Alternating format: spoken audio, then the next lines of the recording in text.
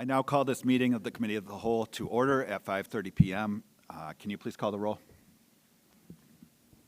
Ms. Pearson, Present.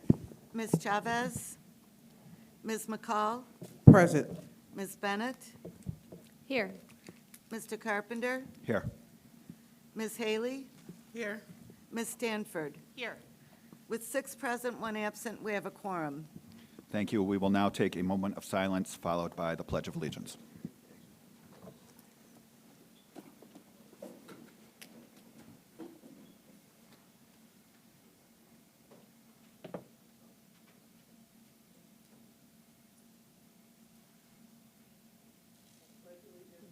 To the flag of the United States of America, and to the republic for which it stands, one nation, under God, indivisible, with liberty and justice for all.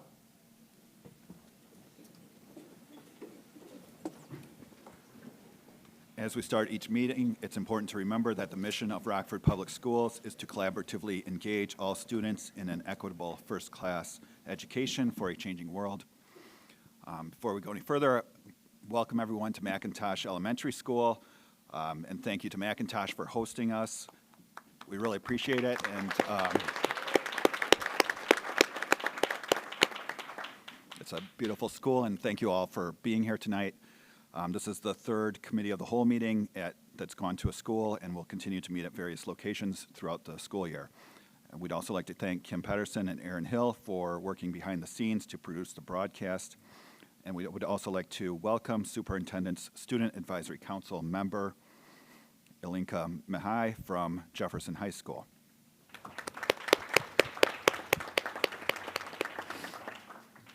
And we're now on to the regular portion of the meeting. First item is 2A, meeting minutes from November 4th, 2025. Are there any changes, corrections, or additions to the meeting minutes?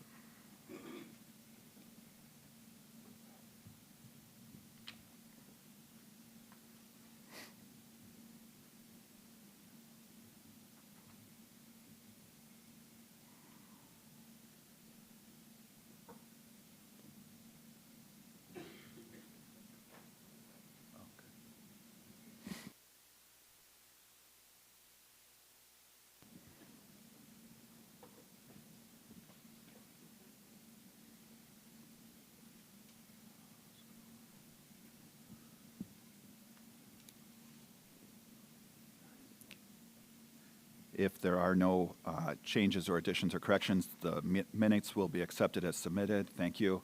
And we will turn it over to Ms. Stanford for the Stakeholders Committee. Good evening. It's time now for the Stakeholders Committee portion of the meeting. Let's start by showing our 12-month agenda.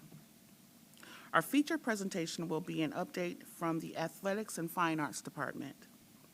We want to remind board members of the opportunities available to interact with our students, families, and community each month.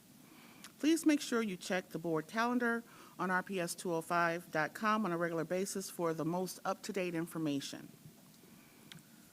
Now, let's look at all the good things that are happening in our district. Earlier this year, the STEAM Academy at Haskell celebrated the grand opening of its new Cal Ripken Senior Foundation STEM Center. It gives students hands-on opportunities in robotics, coding, and engineering with high-quality tools, lessons, and challenges. We'd like to extend a hearty congratulations to our middle school soccer league champions in the Rock River Athletic Conference. RESA won at the varsity level, and Eisenhower won at the JV level. Way to soar, Owls and Eagles. Congratulations to Roosevelt Community Education Center. The school placed first in Anderson Japanese Garden's 2025 Path of Pumpkins competition. Students let their creativity glow by showcasing these carved pumpkins just in time for Halloween. It was a big night for both GHS girls volleyball and the JHS boys varsity football. The Lady Vikings won their first Nick 10 conference since 1996. The Jayhawks returned to the playoffs for the first time since 1993. A shout out to Jefferson High School Spanish class students for making the Nicholas Conservatory building beautiful for Dia de los Muertos. They put together the ofrenda, hung butterflies, created posters, and planted hundreds of marigolds for everyone to enjoy. Kennedy Middle School 8th grade ELA students practiced their journalism skills with help from WNIJ and the storytelling trailer.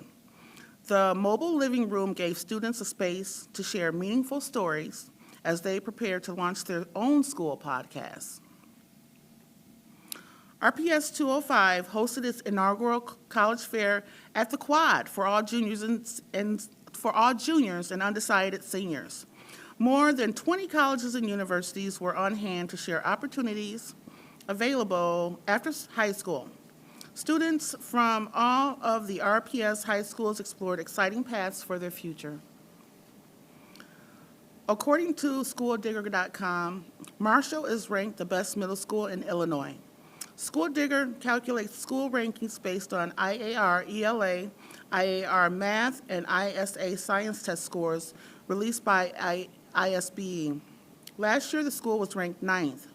They have really focused on growth within ELA and helping all of their students move the needle from their own personal scores.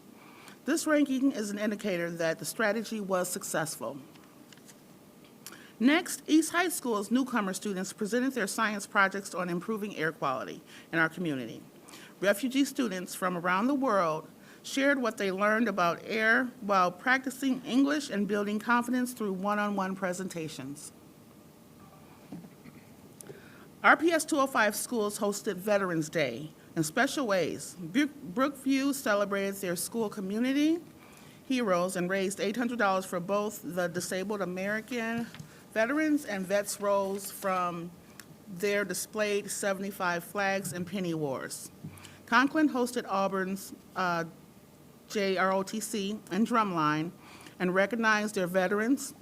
Auburn seniors in the fabrication classes crafted pens and soldiers and presented them to local heroes. Thank you for your service. Ellis Elementary students will stay warm this winter thanks to 500 brand new coats from Operation Warm. The coats were gifted through a $10,000 fundraiser led by third grade teacher Geraldine Dye, her sister Connie McLean, and their family and friends. Rhea Jones works in the district as a para-educator. She supports families by educating them on their child's development, encouraging parent-child interaction, helping families understand how the family's environment impacts a child's growth, and connecting families to resources. She recently wrote a book, Miss Jelly Visits, which beautifully reflects the work parent educators do in our district. The story is told from a child's perspective, beginning in the womb and continuing through age 3. Which is the age demographic parent educators serve, along with their parents. The book is available in English, Spanish, and Swahili, and Arabic. She is working on a new father-focused book, which is expected soon. Next up is items of note with our community partners.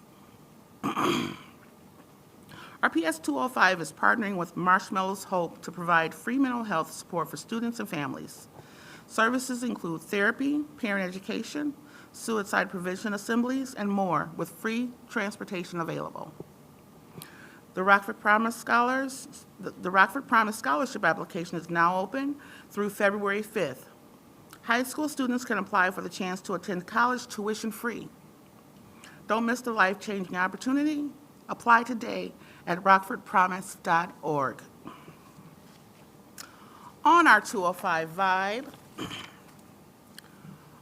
Barber Two-Way Language Immersion has been named a top 50 CLEP school for 2024-25. Barber students earned an incredible 678 college credits through CLEP exams and accelerating their path to college success. And now for our legislative news. Illinois lawmakers return to session in mid-January.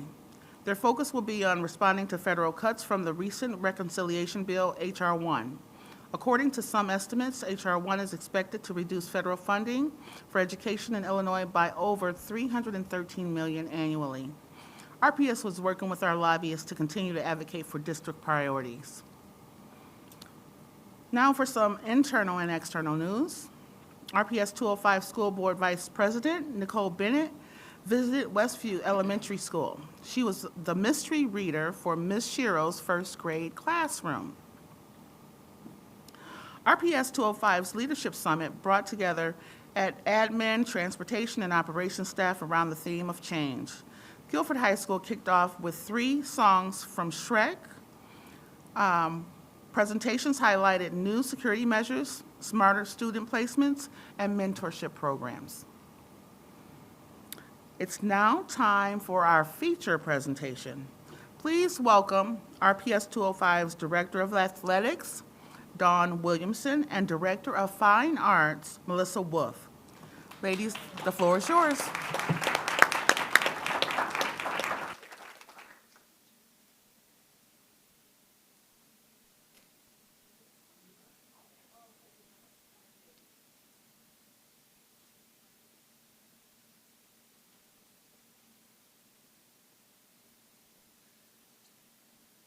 Hello, everyone. I'm Dawn Williamson, our athletic director. Thank you so much, Ms. Stanford, for clicking through for me. So we can go ahead and push through here. Just really quick, wanted to go over what we do. Those are the events that we host, and then we can click forward. How we actually support the building. So that's what the admin building is for, is to support the buildings. Since we're at McIntosh, one of the things we do is support elementary sports. So these are our winners since the last time I talked to y'all. So basketball's there. We got Froberg and Brookview, boys and girls, and then we just had Barber, who won soccer. Next one. And I wanted to talk a little bit about summer camp, only because we evaluated our families this year, and I think we all know how that goes. Like, you ask people their opinions, and it's not always the most positive thing in the world, but this one really was. Like, we didn't cherry pick this information here. It was overwhelmingly positive. We were super excited about it. The parents really love what we're doing with summer camp. Our registrations were way up, 315 more than we had the previous year. So just keep giving us your kids at summer camp, and they'll have a great time. We can go next one. Okay, so I wanted to talk about this GPA deep dive, so we can go ahead and click through. So I gave I think it's CIA, Continuous Improvement and Accountability Department, so our registration numbers from last year. So this is everyone who in high school who registered for a sport or an activity. It turned out to be about 3,000 students, all demographics, because it's every kid who registered for something. And at least 30% of our students, about 3,000, participate. I'm going to also say there's pictures on everyone. I'm not going to talk about these pictures, but please check it out, because these are kids who did something really awesome over the course of the school year. 60% of our high school teams have an average GPA of 2.8 or higher. And one of the things is this is only IHSA activities and sports, right? So IHSA does chess, it does Scholastic Bowl, of course, all the sports that we think about. But there are some things at the high school level that are clubs that the IHSA does not support, like Rotary Club or Key Club, things like that. So those clubs aren't involved in these stats. Okay, we can go to the next one. So this is super exciting to me. So the kids who are involved in sports have an overall average GPA of 2.9. If you're not involved in a sport or an activity, our kids have an overall average GPA of a 2.2. So now I'm sure some of you will say, well, my kid's in RPS and they have a 4.0. It's not a particular kid, it's an average GPA. So the impact of the sports here, I think, is pretty awesome. We can click to the next one. Every single team has an overall average GPA that's higher than the average GPA of a non-involved student. Every single team. I'm sure there's some teams that you might think, that team probably doesn't. And because I had that thought. There's probably some teams that don't have a GPA that's higher. But every single one, there's not a one that isn't higher than a non-involved student. The impact of sports is really impactful and tangible here. Okay, we can go to the next one. It holds up by gender. So that's involved to non-involved. And this one is amazing to me, right? It's not surprising, but it's amazing. So these are our kids. This isn't some general student. These are our kids from last year. The freshman, the average GPA for a non-involved student was a 1.7. If they're involved in a sport or on a team, it's a 2.8. Of course, I would say that's because they have a community, they have relationships with peers that they care about. They have a significant adult in their life who's making sure that they're going to class and doing the things that they're supposed to do. Like I said, tangible results here. We can go to the next one. Okay, and this is my extra credit because it's attendance, it's not GPA. 5% higher attendance rate also with our athletes, or with our folks who are on a team. So not just athletes on a team. Okay, next one. Okay, so the NFHS, which is our governing body for high school sports, says that most districts spend about 1% to 3% of their district budgets on athletics. We spend just under 1%. So just money well spent on tangible results for behaviors, with attendance, with grades. And that's it. I got some pictures on there. Again, I just want y'all to look at them. I don't want to spend time talking about all of them. But these kids worked really hard. They worked hard with their teams. Please check them out and look at the good stuff that they were doing. Thank you. Just want to check and see if anyone had any questions about any of that information. All right, thanks, y'all. Could I just ask a Yes. question quick? Were the, yeah, we can't see lights, so probably just raise your hand. Yeah. You can go ahead, Ms. McCall. I'm sorry, a few slides back when you were mentioning that the kids involved in the sports had a 5% higher attendance. Is there any way, if you can get us the stat of what the rate is? It's 4.9, It's 4.9? 4.9%. So what is the, okay, what is the average rate? You saying it's 5% higher? Oh, you're Yeah, saying yeah. what are the two numbers? Yeah, I can what get are the those two to you. numbers? Yep. Yeah, Mhm. okay. Yep. For the other things that was The non-involved referenced like versus that, the yeah, involved. through the rest of the slide, if I can get the base number, please. Thank you. Yep. Were the statistics, the grade point average and maybe the attendance also, were those all high school sports? Is that what It's you said? all high school Okay. sports and activities, yeah. Okay, thank you. Yep. Anyone else? We can't see lights, so. I think we're good. Thank you, All right, Mr. thanks, y'all. Wilson.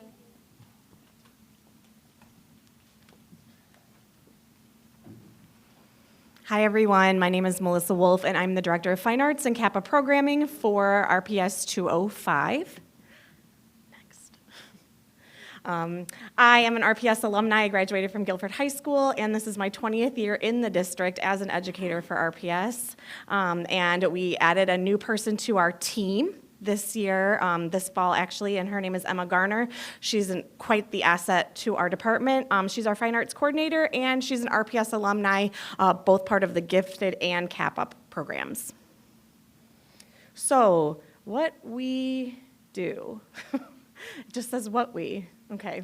So what we do here with fine arts is Emma and I support K-12 fine arts in 38 different schools, both instrumental and vocal music, as well as dance, theater, and visual arts, which includes media arts. And we want to make sure that our classrooms are outfitted with the proper materials for students to be successful, and that our faculty can access those materials to help those students shine. So what I wanted to do today is to highlight some of our big district efforts and some of our wins that we've had in K-12 fine arts from last spring through this fall, and they just keep rolling in, so bear with me.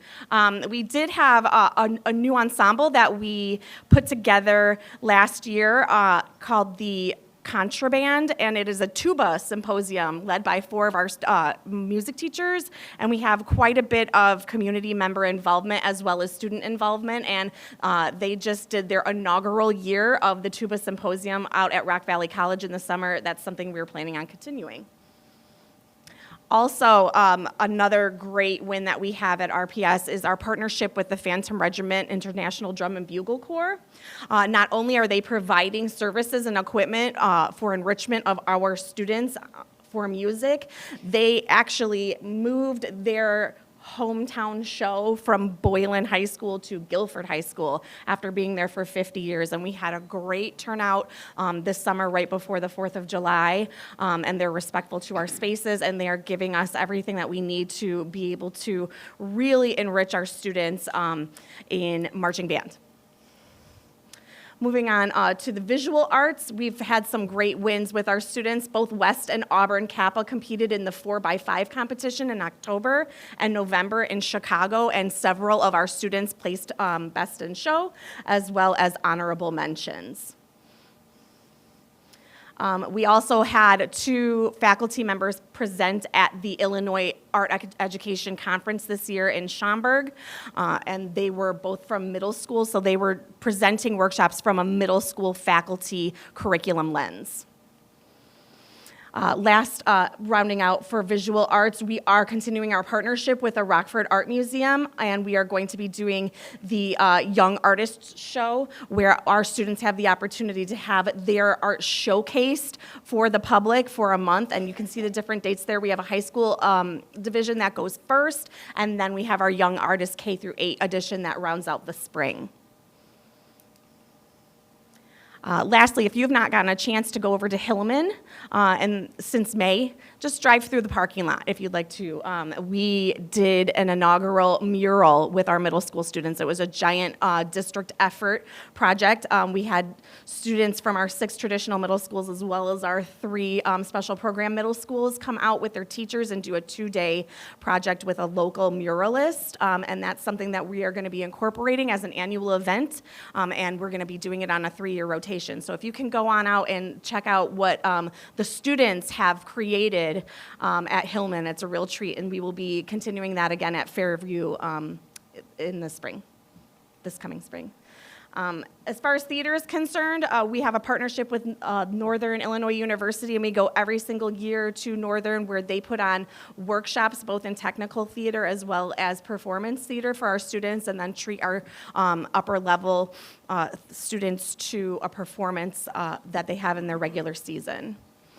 And lastly, we have 3 successful fall main stage productions that have happened in RPS, and Antigone is being put on by Auburn this weekend. So if you have some free time, Thursday, Friday, or Saturday, come out and see their interpretation of Sophocles' Antigone.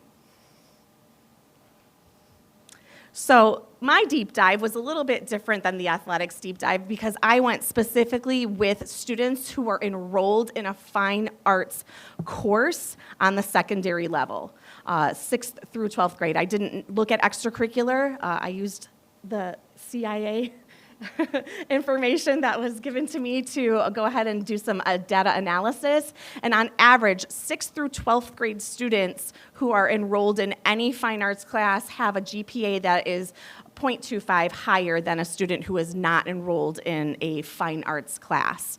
Now, if you go up on the scale, if a student is enrolled in 2 classes, it goes up to, they are 0.5 higher with their GPA. But I didn't put that on there because it's normally juniors and seniors, and that's not a 6-12 opportunity. Juniors and seniors have more flexibility in their schedule to take more fine arts classes and electives. We have a ton of events that are coming up in the buildings in these next 3 weeks as the holidays roll around.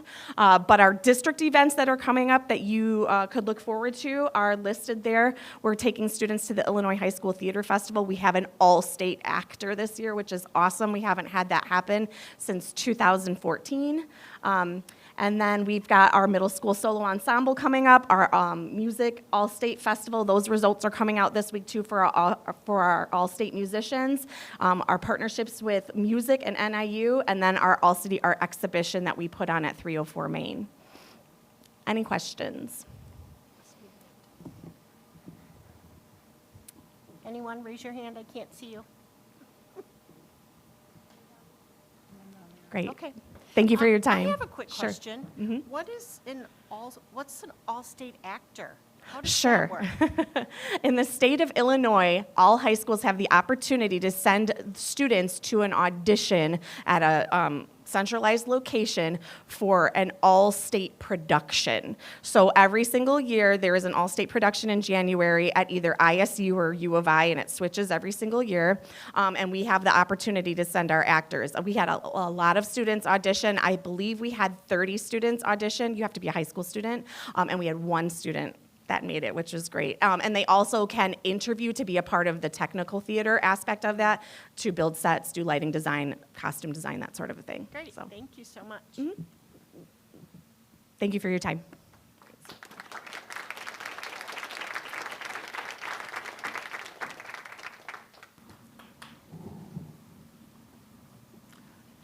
Now we're going to board reflections. Do any board members have anything to share regarding any events you've attended or any interactions you've had in the community? Ms. Pearson? Thank you, Ms. Haley. I had an opportunity to visit Auburn High School to meet with Principal Roniker, and it was able to kill two birds with one stone. That was the same day Amir Danforth signed on with North Dakota State University. But in my conversation with the principal, we had really good conversation. He's really good at getting his footage there. He shared with me a program that one of his staff members brought to him called Lean On Me.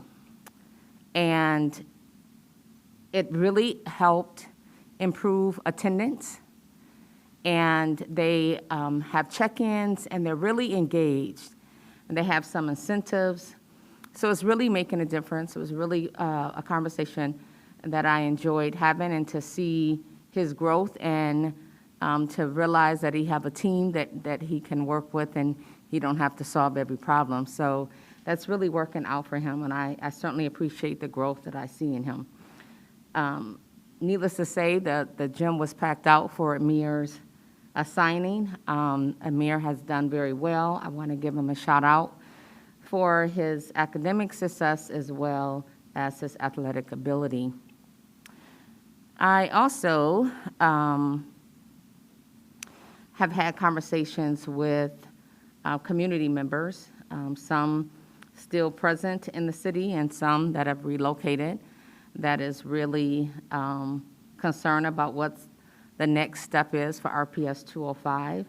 And if I can reassure the community, we've definitely done our due diligence in listening to parents and community members, and now we're tasked with the difficult decision.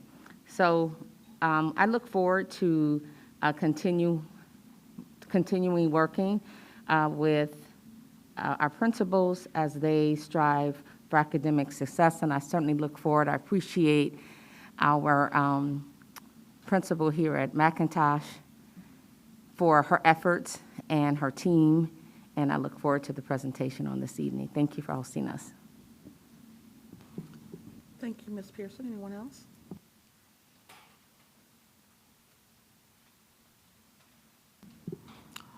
Okay. Just real quick. I just wanted to mention that a number of us went to the Tri-Conference in Chicago the weekend before Thanksgiving, and we attended a lot of sessions and learned a lot about school board governance and district governance. And we need to report back. Those of us who went will need to report back. And so I just put a note to myself that we'll do that at the next committee of the whole meeting in January. And I'll send out an email reminder to make sure that we're all ready to do that in January. All right, thanks. Thank you, Mr. Carpenter. If no one else, that concludes the Stakeholders Committee presentation. Thank you, Ms. Haley. Ms. Bennett will now lead the Performance Monitoring Committee. Okay, good evening. We have three presentations for tonight. First, we have presentation from Mile Square Health regarding the school-based health center. Ronnie Sturm is somewhere, I think. Oh, hello. If you could please come up and introduce our guests. Thank you.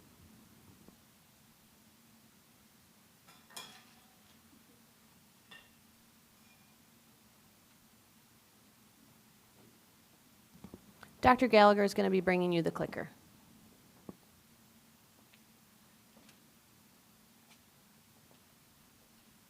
Hi. I'm Hello. Ronnie Sturm, the Director of Health Services, and I'm here to introduce two of the board members from from Miles Square, part of UIC, and LP Johnson, Dr. Kareem Watson and Angela Ellison.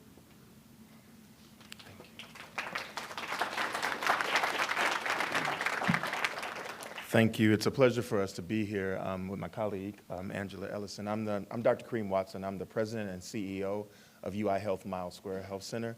As some of you may or may not be aware, UI Health Miles Square actually operates the former LP Johnson Clinic. The LP Johnson Clinic is now LP Johnson Miles Square, which makes it a federally qualified health center here in Rockford. So we're one of the new federally qualified health centers. We actually opened during the pandemic, 2020. So a lot of the community engagement efforts that happened were halted because of that, but we are excited. We also have with us today our site medical director, Dr. Tammy Hammond, a longtime Rockford resident as well. We won't be before you long. I know the school board members that you all have seen our presentation about our desire to expand our clinical footprint for a school-based health center in the Auburn High School to go back into the space that was previously run by another community health center. As our senior director of school-based health center, Ms. Angela Ellison will tell you, we have over a 20-year history of running school-based health centers in the Chicagoland area. We actually operate 4 school-based health centers currently. 3 of them have both dual community access as well as seeing the children in the school. And one of our most recent school-based health centers is actually in Inglewood STEM High School. And the reason that's one of the schools that we really want to highlight today, because that was what CPS called a turnaround school. And so they used actually the community clinical model to bring in a community health center to actually be a part of the turning around of that school to increase volume, increase opportunities. And soon we actually will be even increasing workforce development opportunities for students through Applied Health Science program. Because in addition to us being your traditional federally qualified health center, another one of our pillars is actually workforce development. We have our own dental assistant training program. Sure. We have our own dental assistant training program, our own community health worker training program, and also a birthing assistant and doula program. So I'm going to turn the presentation over to Ms. Ellison to talk a little bit more about Miles Square. We only have about 5-7 minutes, so we'll go just a little bit deeply into this, but you can go back to that. Just to give you an idea of the clinical footprint we have in the Chicagoland area, we currently operate 11 clinical sites. As I said before, 4 of those 11 clinics are school-based health centers. Last year, we had 176,000 plus visits with over 42,000 unique patient visits. We serve a traditional FQHC population, majority Medicaid patient population, underserved patient population, and also we do have a private mix of insurance. We've been in the Chicagoland area since 1967. We're about one of the 3rd oldest federally qualified health centers in the country. Next slide. And you see our mission here next. Some of the services we provide: family medicine, women's care, women's health. We used to call it maternal and child health. Now we call it women's health across the life course, thinking about how do we support women from the cradle to all the way to seniors, even thinking about menopause care. But more importantly, for the school-based health center, we think about all the services we provide in terms of behavioral health, dental, as well as support for prenatal care and treatment of opioid use disorder in pregnant persons populations, but also our pediatric specialties. We're really excited about the opportunity to bring pediatrics to the Rockford Public School because we partner with the Department of Family Medicine at the UIC College of Medicine, Rockford, so residents will also be able to rotate through there providing some care and actually learning as well. Let's see. Okay. I talked about our partnership with the College of Medicine. Next. And the good thing about our dental, we actually have met several times and worked very closely with Dr. Cyrus Oates. So that's a good thing that we work with Dr. Cyrus Oates. We met with him several times, and we're even in partnership about doing some joint recruiting to ensure that the dentists that we provide. And so what I'll leave you in closing with as we go to the next slides is that our partnership with Inglewood STEM was very unique in that the investment that CPS made in that school-based health center has really helped us turn around that clinic and to be a very productive clinic. So now I have the challenge of talking for 2 minutes for something I was planning to talk for 10. So watch me work. School-based health centers have been around in Chicago since 1998, where the person who reopened Miles Square back in the 90s said it was important to have school-based health centers in schools to address barriers to care in our more economically challenged communities. And her name was Cynthia Barnes-Boyd, and she opened that first health center in 1998. And so we've been in the school-based health center for a long time, as Dr. Watson has stated. So it is important. We want to highlight the good work that we do. We are there to improve the physical and mental health. We have an integrated health model in that we have behavioral health services as well as regular clinical care in our health services. We provide the whole list of services for the whole family. We treat the whole family, not just the children. The only thing we don't do is prenatal care. That's when we refer to the main Miles Square. But other than that, we see the whole family, which is really good for our communities. We don't create barriers for our families. And this is just kind of a history of how many health centers we've opened. We provide, as I said, the whole cadre of services that Dr. Watson highlighted. Our health centers are run basically by advanced nurse practitioners, medical assistants, clerks, social workers, and community health workers. In this new model that we're proposing for the Rockford Auburn Clinic, we will also have a resident model from the Rockford College Medical Center. We have lots of successes that I could go on and highlight, but basically our community reflects the community of Rockford. Many of our percentage of the people we serve are 90% BIPOC. That it means Black, Indigenous, people of color. We take uninsured. 88% of our people are uninsured or take public insurance, and we have funding that allows us to do that. We receive federal funding. We receive local state funding. We are state certified health centers, and we have to get HRSA, which is federally certified, to open and operate, and we've been doing that, as I said, for 28 years. On average, since 2019, we've seen over 27,000 visits. On average, we see about 9,000 visits a year in our medical services. As I said, all sites are certified. So this is what we're proposing, is an opportunity to open up this health center in Auburn, because we believe we are the best player on the block. And we've already toured that facility, and we've looked at what needs to be done. What is important about, I want to say, this isn't, as we've said, we've done this a long time. When we opened the Englewood STEM High School, we had an investment from the Chicago Public School System in order to open that site. They invested in our effort because they believed in what we could do, and I believe we've done magnificent work in opening that health center. We are used to opening health centers slowly when needed.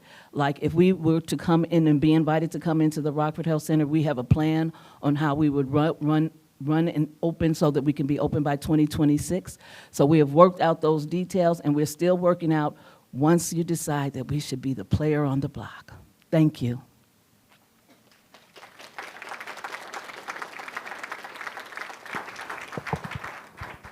Thank you so much. Great job. Marathon. Great job. Does anybody have any? Oh, yes, Ms. Stanford. So you mentioned the investment that CPS made. What's the investment that you're looking for from RPS? We are in a pretty tight budget season, and so that is a big concern. Yes, I'll let the CEO answer that. We did a pro forma, meaning that we looked to see how much it would cost the revenue, and we are in an interesting financial situation at the federal government as well. Usually, the usual model, what would happen is that we would actually go to the federal government and say, we're looking to open up a new FQHC in the school-based health center. We would apply for that grant. They would give us the operating fund cost. But it's a new model and within the federal government even. And so looking at the number of patients that we would be allowed, that we could see the revenue we would generate from the insurance, that it would run us about $600,000 to operate that for the first year, and we would need at least 50% of that to come from an investment from RPS, Rockford Public Schools, excuse me. So at least $300K, and that would get us at the minimum operation to ramp up to be at 5 days a week. Because I think one of the things that's important for you all is access, that the students have access. That's considerably less than what we were told in the initial presentation, so that sounds much better. Thank you. The initial presentation did have a consideration of dental in it, and at that time, we thought we would have to do a capital build-out for dental, and that capital build-out for dental almost doubled the price. Oh, okay. Yeah. That's why the price is different. Dr. Harmon, I want to make sure am I misspeaking? Yeah. Okay, okay. Yeah, the dental is huge, but that's,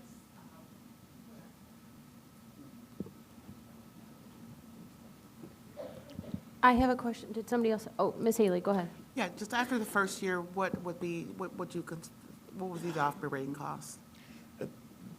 With CPS, you want to talk about what we did with Inglewood? What would the operating cost be After the first year? Yeah. The operating cost doesn't necessarily go down, it actually goes up, but we're able to generate revenue as well as we get federal fund, we'll be applying for federal funds and grants in order to continue the momentum. What we depend on significantly after the first year is the revenue and seeing the patients. The population at Rockford Public School System will definitely meet the needs that we've had, the formula that we usually use when we're opening up a school-based health center. My goal is typically to have at least 500 students in the school. I think you far surpassed that need. Okay, I have two quick questions. Regarding, and I looked through here and maybe I missed it. What's your anticipated number of individuals that you would hope to serve in a school year? So if it were to open, I understand we'd have to scale up, right? So beginning of school year, August 2026, through the end of the school year, what would be your anticipated?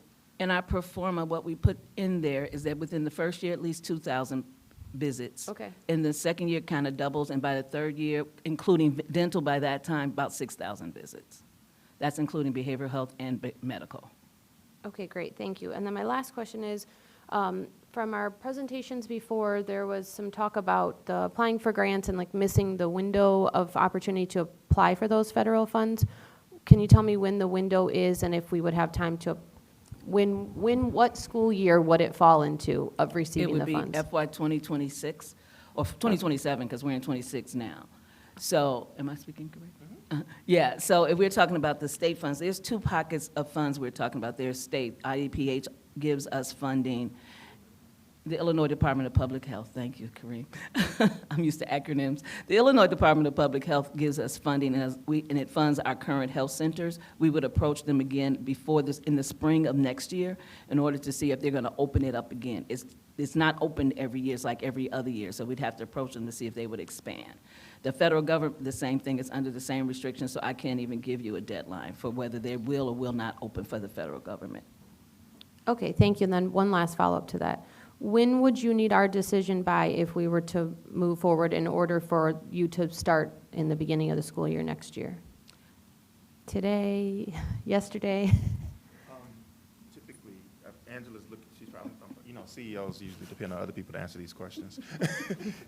One of the things we have to do is get approval for what's called a scope expansion.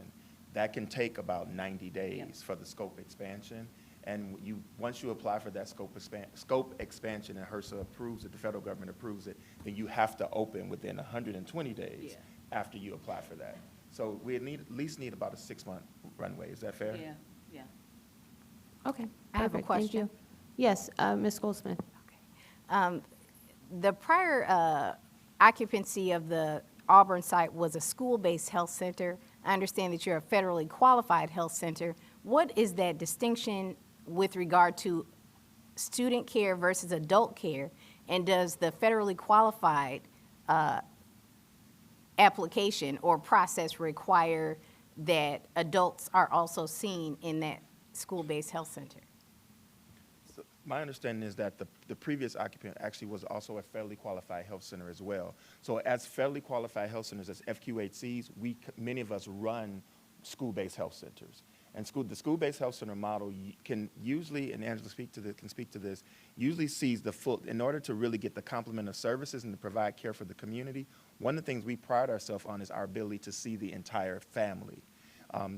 We've had situations where a parent would drop off a child, and that parent is going to say, I have to stay home or not, from work because they're sick. We said, we can see you. We actually can take some walk-ins as well. So our ability to see adults is actually a good thing. And we don't like to limit ourselves just to the children. Is that fair? That's fair. And I will add, it's not a requirement that we have to see adults just to be a federally qualified health center or to be a school-based under a federally qualified health center. That is a plus. that we are able to do that. And that is why we look for health centers where we have a community door so that families can come and we can see the whole family. Typically, when we roll out a health center, we start with the students because that is our priority. The students and their siblings roll up next and then the whole family. Depending on what the board and what the school district decides that we should roll out, we'll follow your lead. But that's typically how we roll it out because we want to take, the students, as I said, are our priority. I have a question and/or statement. So first of all, thank you for the presentation. This was something that I was looking forward to. It's a little different when information is presented to you versus the actual organization presenting, so that could have contributed to the delay. Nonetheless, I appreciate you being here on today. You indicated that students would be seen primarily by senior nurse practitioners, correct? And I take it that there's medical physicians that oversee them. Yes. Will they at any point ever visit the site?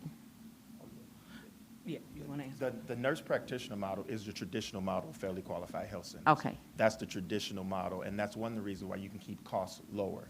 So actually at our Rockford, at our LP Johnson site, that model is actually more physician-based, and it's more physician-based because of our partnership with the UIC College of Medicine Rockford, the residency clinic. And so we plan to bring some of those physicians, Dr. Hammond herself, as a resident, wants to actually come and staff that clinic on some of the days. And so yes, to answer your question, physicians will be at that clinic, likely our site medical director, and will be bringing medical residents with them for some training as well. But the APRN model, which is the Advanced Practicing Nurse model, is your traditional model of most community health centers. Thank you. And do you foresee any interference with the number of students you're able to see if you include family members as well? We prioritize the students first. We work, and the other good thing we didn't mention, we work very closely with the principal, making sure that, and I love the presentations early, we make sure that we try to reduce truancy, reduce tardiness, and reduce other things by partnering with that principal first and foremost to make sure that the students are our priority. We see the added bonus of being able to see the entire family, but we have traditionally never had to reprioritize devalue a student being seen over an adult in the community. Okay. And my last question, do you foresee a possibility of, are the hours set strictly during school hours? Do you foresee evenings and/or weekends? We have made adjustments. So some of our health centers, we've done evening hours as well. We'll start later and we'll go later, depending on what the needs of that community is. Some communities, it's not safe actually for the families or anyone to, it becomes challenging in some of our communities, but we follow the needs of the community. What's important too is, Dr. Watson talked about our relationship with the schools. We also have a wonderful relationship with CPS. We meet regularly with CPS and we give them updates and they keep us apprised, so we have a good conversation with the Chicago Public School System as well. That's led a lot to our success. Thank you very much. Other thing, the community door, the community entrance is another thing that allows us to have those extended hours because we don't have to rely, and it actually decreased the cost of the school because the rest of the school doesn't have to remain open. When we have that community door, people can access that, and then we work with the school system in terms of security. And that was another factor, security, because some of the schools, the whole alarm system is on one system, so we can't activate it separately from the school. So that's also proved a challenge in some of our schools. That might be why we close earlier. And then we adjust for the summer hours as too, according to what the needs are of the community and the school. We work closely with the principals, as Dr. Watson said. Thank you. You're welcome. Okay, Mr. Carpenter? Thanks. I was just wondering, would you be able to get us some information, like regarding contacts at Englewood or some people that we could follow up with? And Absolutely. okay, great, thanks. A couple of our principals, absolutely. Can even let you contact the person at CPS. Thank you. We definitely can. As you can see, we're proud of our relationship. We over-communicate with our CPS partners because we found that is the part of the reason why we've been so successful, because there's no surprises to them. They know when our hours are changing. We keep them abreast of everything, and then we're also responsive to the needs that they're having. Okay, any additional thoughts, questions? No? Okay, thank you so much for coming. We very much appreciate it. And someone will be in touch with you. I don't know who, but somebody. So Thank you. Thank you.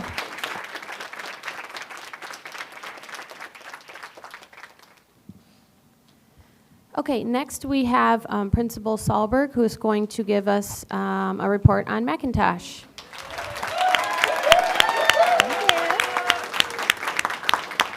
Good evening, everybody. I am Erin Solberg, principal at McIntosh. This is my 5th year here in the building, 10th year as an admin in the district.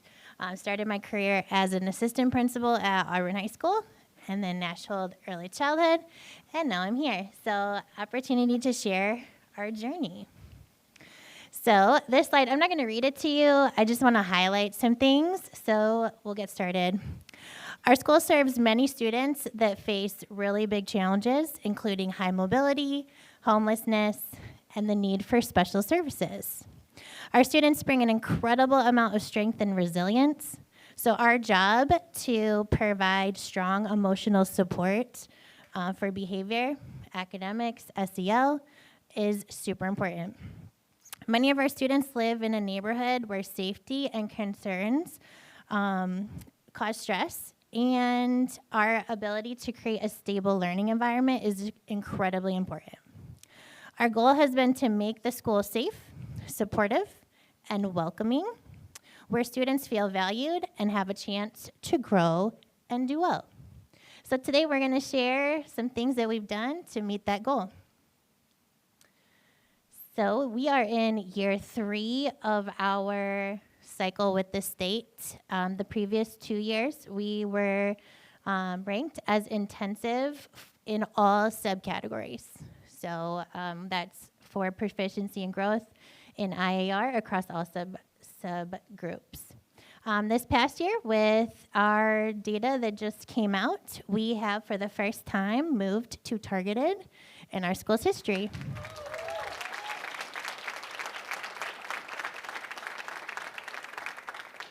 So we have doubled our summative score by 26 points. We have grown by 14% in ELA proficiency, 10% in math. And our growth overall was both 16 points in literacy and numeracy. In proficiency, that does include the new cut scores. So that is something to keep in mind. But our children with disabilities subgroup is the group that is currently still in intensive status. And so we are going to, while maintain our focus on the things we've done to get from intensive to targeted, we will have a deeper focus on our children with disabilities. So what are we doing? So I'm going to talk about what we're doing and the success that they've had, and then we'll talk about challenges. So this is our 4th year of implementing CHAMPS. So when you look around the lunchroom, you'll see lots of expectations. You'll see lots of things you can do.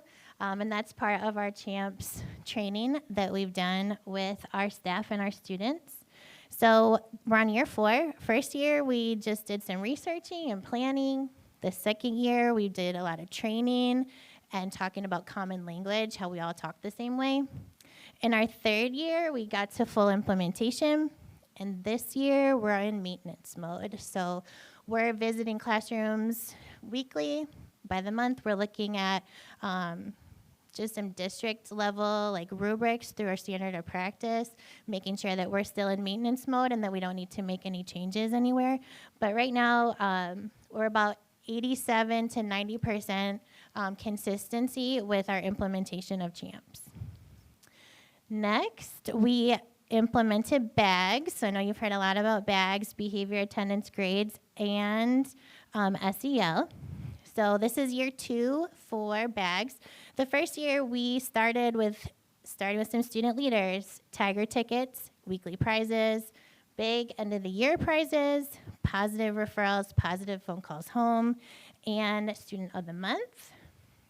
This year we're still doing all those things, but we've started attendance challenges, pizza parties, and then teachers are responsible for communicating weekly with parents, whether it's in regard to behavior, attendance grades, or just their overall success with data points. So every week, parents are getting an update of how their child is doing in class. As far as academic strategies go, we have really focused in 2 areas. One is flex grouping, so we're ability grouping our students for what they're ready to learn based on the STAR data that we're pulling. First year, we did just grade level. We broke the kids up into what they were ready to learn within their grade level band with a resource teacher and a title teacher to kind of spread the wealth and make smaller class sizes so that we could really target what the kids were ready to learn. This year, we have expanded a little bit, and we're doing multi-grade bands. So like second and third, fourth and fifth are together. And so we're still adding that's 2 title teachers, a resource teacher, to make class sizes smaller and more targeted in what we're teaching. And those have had a huge success on our student growth and achievement. And the second activity that we did was focused on engagement. So our students went through each month a specific engagement strategy last year. Teachers were focused on it. They did peer observations and provided feedback to their teachers about that engagement strategy and how engaged the students were during that activity. This year, we've moved to a more prove-it model where the students have to show what they know. And so instead of the I do, we do, it's more you do. And so the teachers will start doing some peer observations around the prove-it model so that students are doing more work than the teachers. And then our last thing that we want to highlight is our Park District partnership. So our friends here,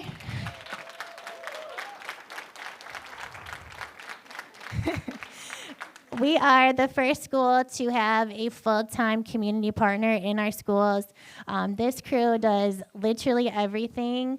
They supervise before school. They help with our breakfast cart. They're doing sense of belonging groups. They're supervising lunch and recess. They help getting kids on the bus, making sure the buses leave in a timely manner with everybody doing what they're supposed to do.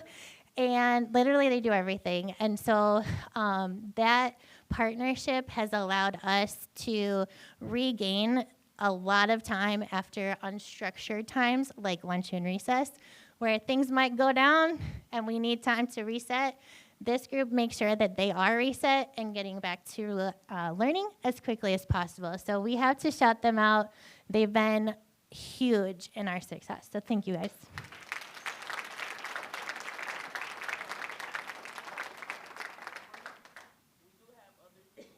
Yes. We're missing 3 members, but we're so thankful that they could be here. All right, so those are some of the things that we're doing, what we attributed to our success last year, but we still have some challenges. And recruiting teachers that are passionate about working in schools where students have immense needs outside of just learning is hard, but also teacher burnout and making sure that our teachers are well so that they can take care of kids, they can take care of their teammates, be together. And support is something that we're focused on.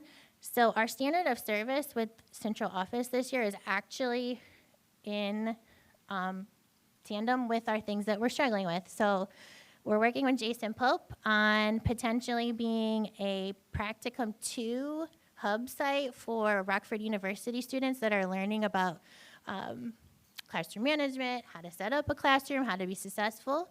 So that is in the works. We're excited about that. And then we're also working with HR and some other departments on what does it look like for retention and addressing teacher burnout so that we can maintain the level of support that our students need.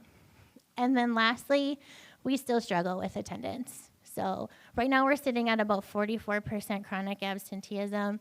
These months are cold, students aren't walking, and so we see that number growing, so we are attempting outreach as much as possible, trying to find ways to support getting kids to school during these cold months, but that continues to be a challenge for us. So overall, our student success is driven by intentional commitment by our teachers, strong community partnerships like the Park District, and then support from our central office. These combined efforts are making a real difference in our students, and we want to keep letting students thrive and live up to their potential. Thank you.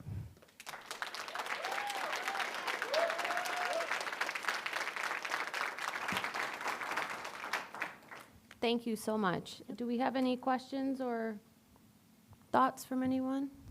Ms. Pearson? Yes, so Ms. Selberg, thank you so much for all of your hard work and those that work alongside of you. A special shout out to the Park District. The Park District have really marked territory in our city in terms of supporting our youth. And I don't, there's so much data out there and where it relates to the pros of an active park district and their partnership. So we certainly thank the Park District for stepping up and bringing this assistance.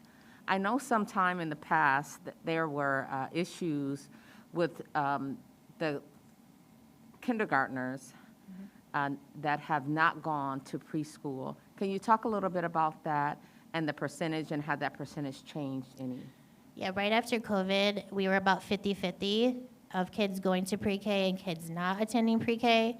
In the last 2 years, we've right about 75-80% of students coming from an early childhood center.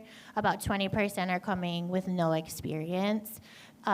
With our partnership with the Park District, we have something called Tiger Time, which we're really working on sense of belonging.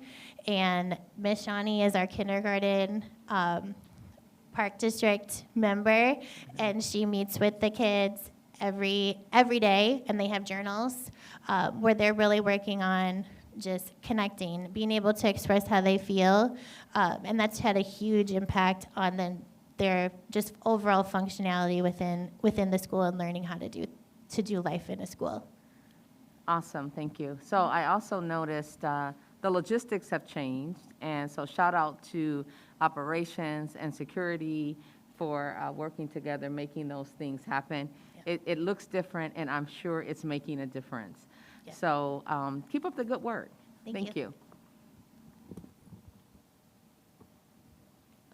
Ms. McCall?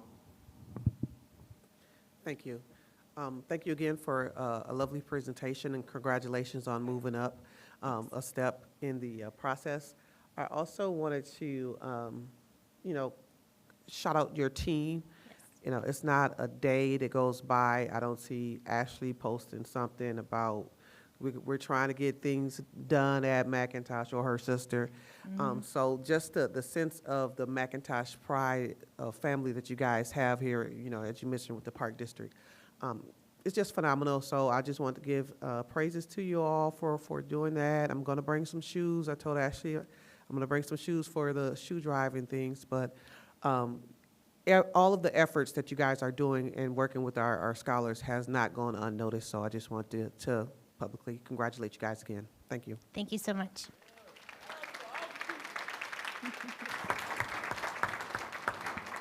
Mr. Carpenter?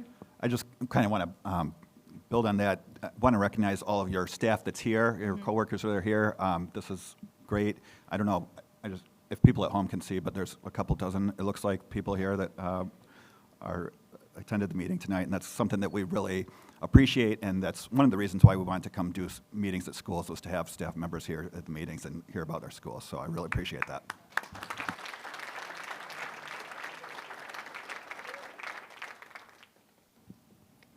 Anyone else on that side of the table? No. Okay, I just also want to ask, Mr. Carpenter stole what I was going to say, but we know you work very long days, and so the fact you stay after work and come just to be present and just show how proud you are, we really, really appreciate it. My only question is there anything that you need? Is there anything that we can do to support you? You can think about it. You don't have to tell us today, but I know you have lovely partnerships, and those are lovely, but in the coming days, weeks, if there's something that any of us can do, all of us collectively can do, we hope you'll let us know. Yeah, I think we've had the ability to be creative, especially last year, thinking outside the box. And so just looking at the system and how we support our students that maybe don't fit into the box, what can we continue to do, right, with attendance or transportation? I think that door is always open for conversation. Great, thank you so much. Thank you.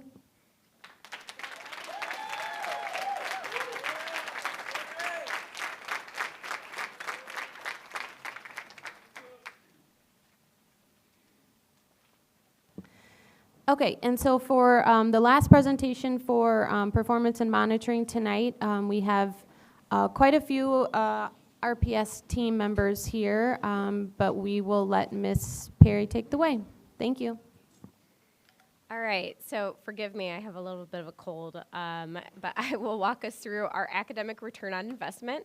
And you actually heard a little bit about it in the McIntosh presentation. If you remember back in July, you guys selected as a board, you guys selected our bilingual AROI and our CHAMPS and Safe and Civil Schools AROI. So now we are doing our update on the design of that academic return on investment study for our CHAMPS and Start on Time.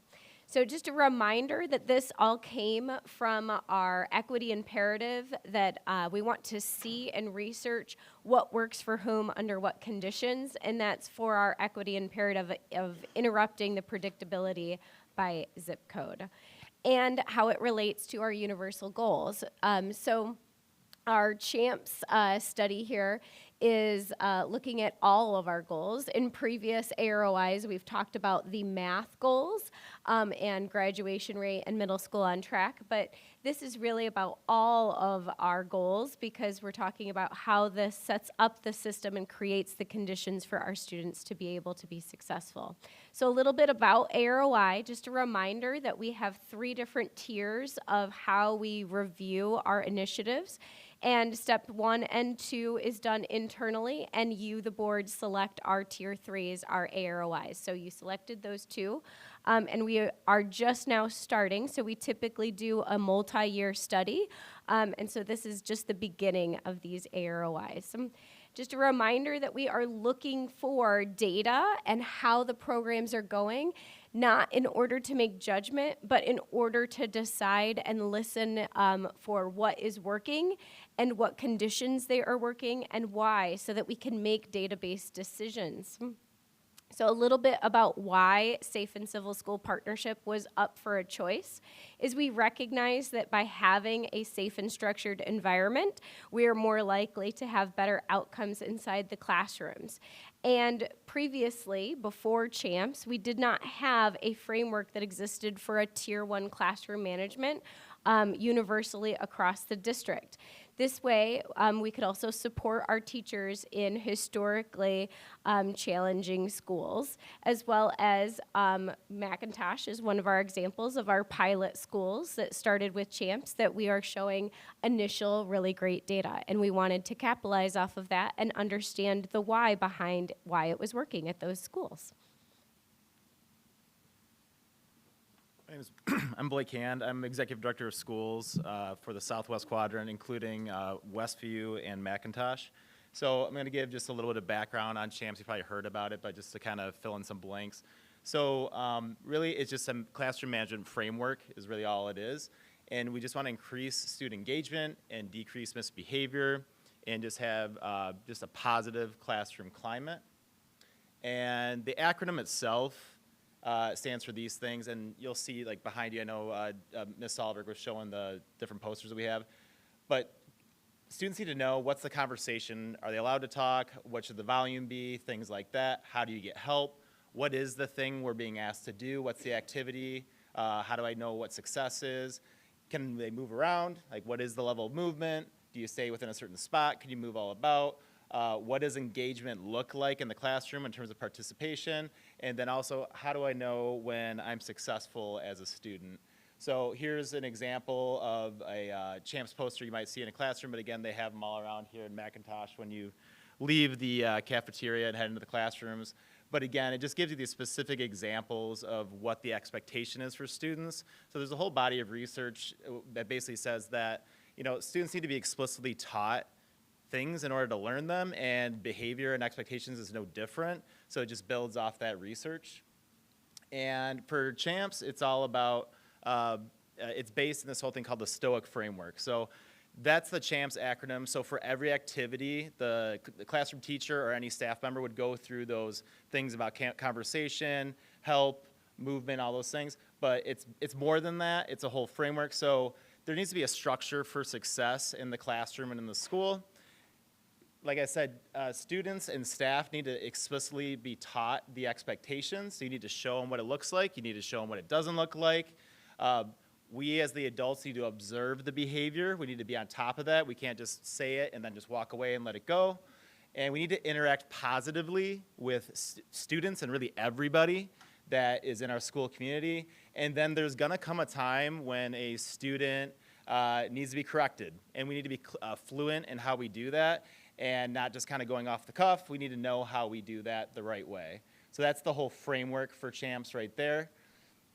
And here's the core concept for it. So it's just really the idea that there needs to be strong, healthy relationships in the school environment. So whether we like it or not, there's no neutral interactions in life. There's gonna be, it's pretty much a positive or a negative. So the way that we look at it with CHAMPS and the way that the staff have been taught this is that it's a deposit or a withdrawal. And if you think about it in terms of money, positive interactions are like depositing $1 in someone's pocket.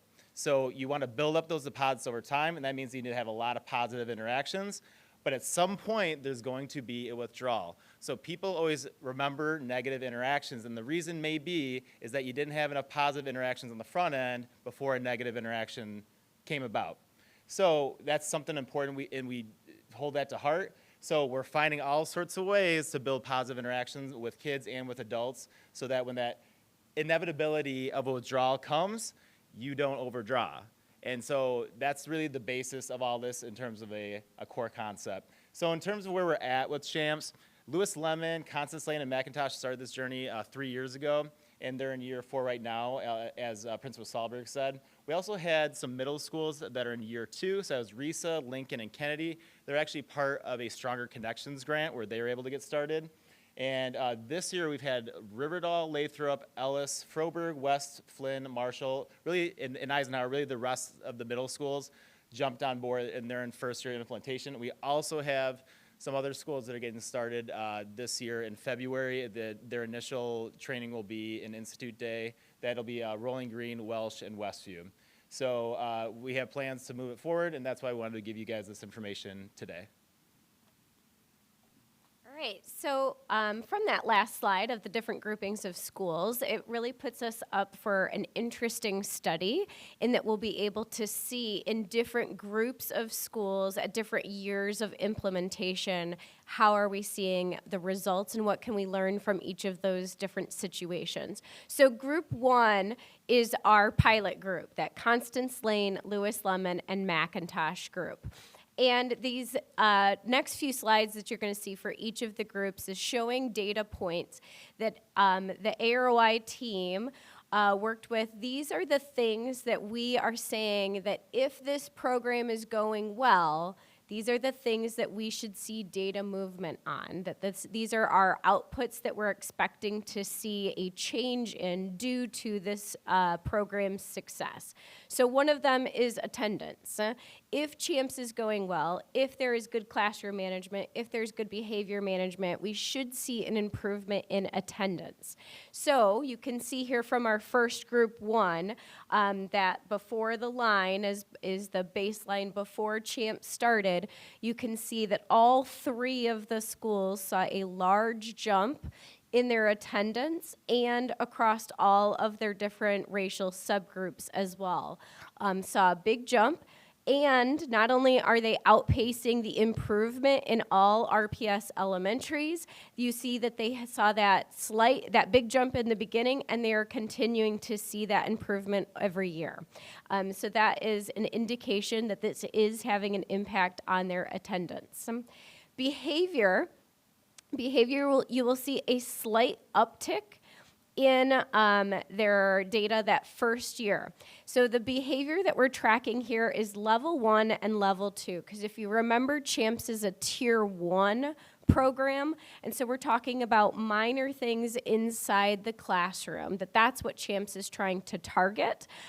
So you'll see there's a slight uptick, and a lot of data we talk about that whatever gets measured, you often will see an increase in that because people are paying more attention to that. So that's typical when we start to track those kind of things. So they saw a slight uptick, and then you see that they are starting to see a decrease. So it is having an impact on their behavior. Incidents are declining. And then teacher retention rate. So although this is a kind of a tertiary data point, is if we have better classroom management, if we are seeing better student attendance, if we are seeing a lower behavior rate, then teachers are going to want to stay in the buildings, and we will have a higher teacher retention rate. So you will see the RPS average at elementary schools is at 86, and the group of those 3 pilot schools is at 81. But look at the starting point in the 24 school year, they were at 67. So it was a group improvement by 14%. So again, we're seeing a large improvement and change in this pilot group. Our group 2, and just a reminder before we get started on this data of what we just saw in that group 1 data, is that sometimes there's going to be a slight uptick in that first year, and one data point is not a trend. So these 3 middle schools, last year was their first year of implementation. So not much of a change in attendance just yet in order for it to be considered a trend. You do see some decline, you see some improvement, but it's really gonna be this year that makes the difference to see if it's working or not. And then tardies, you'll see an uptick again, just like we saw at the pilot schools. That first year in behavior, there was a big uptick because part of the program is that they are really keeping track of this kind of behavior. And then behavior incidents actually stayed flat. So where we typically see an uptick, they saw just the same amount. And then for teacher retention, they also saw some improvement since the first year. And it's remaining steady. So now we set our goals. Now that we have our baseline, we're trying to decide what will we decide if we continue to hyper-focus on implementation and study what's working and what's not working. What are we hoping to see over time so that we can say this is what we're hoping to get out of it?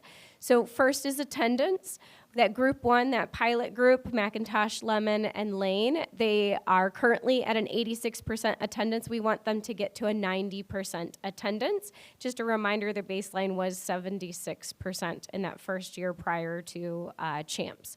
And group 2, that middle school, we want them to go from 85 to 90%. For discipline, we're at a 1.2 rate of discipline per student. We want it to go down to 1. And then for group 2, we would like to go from 5 incidents per student average to 2.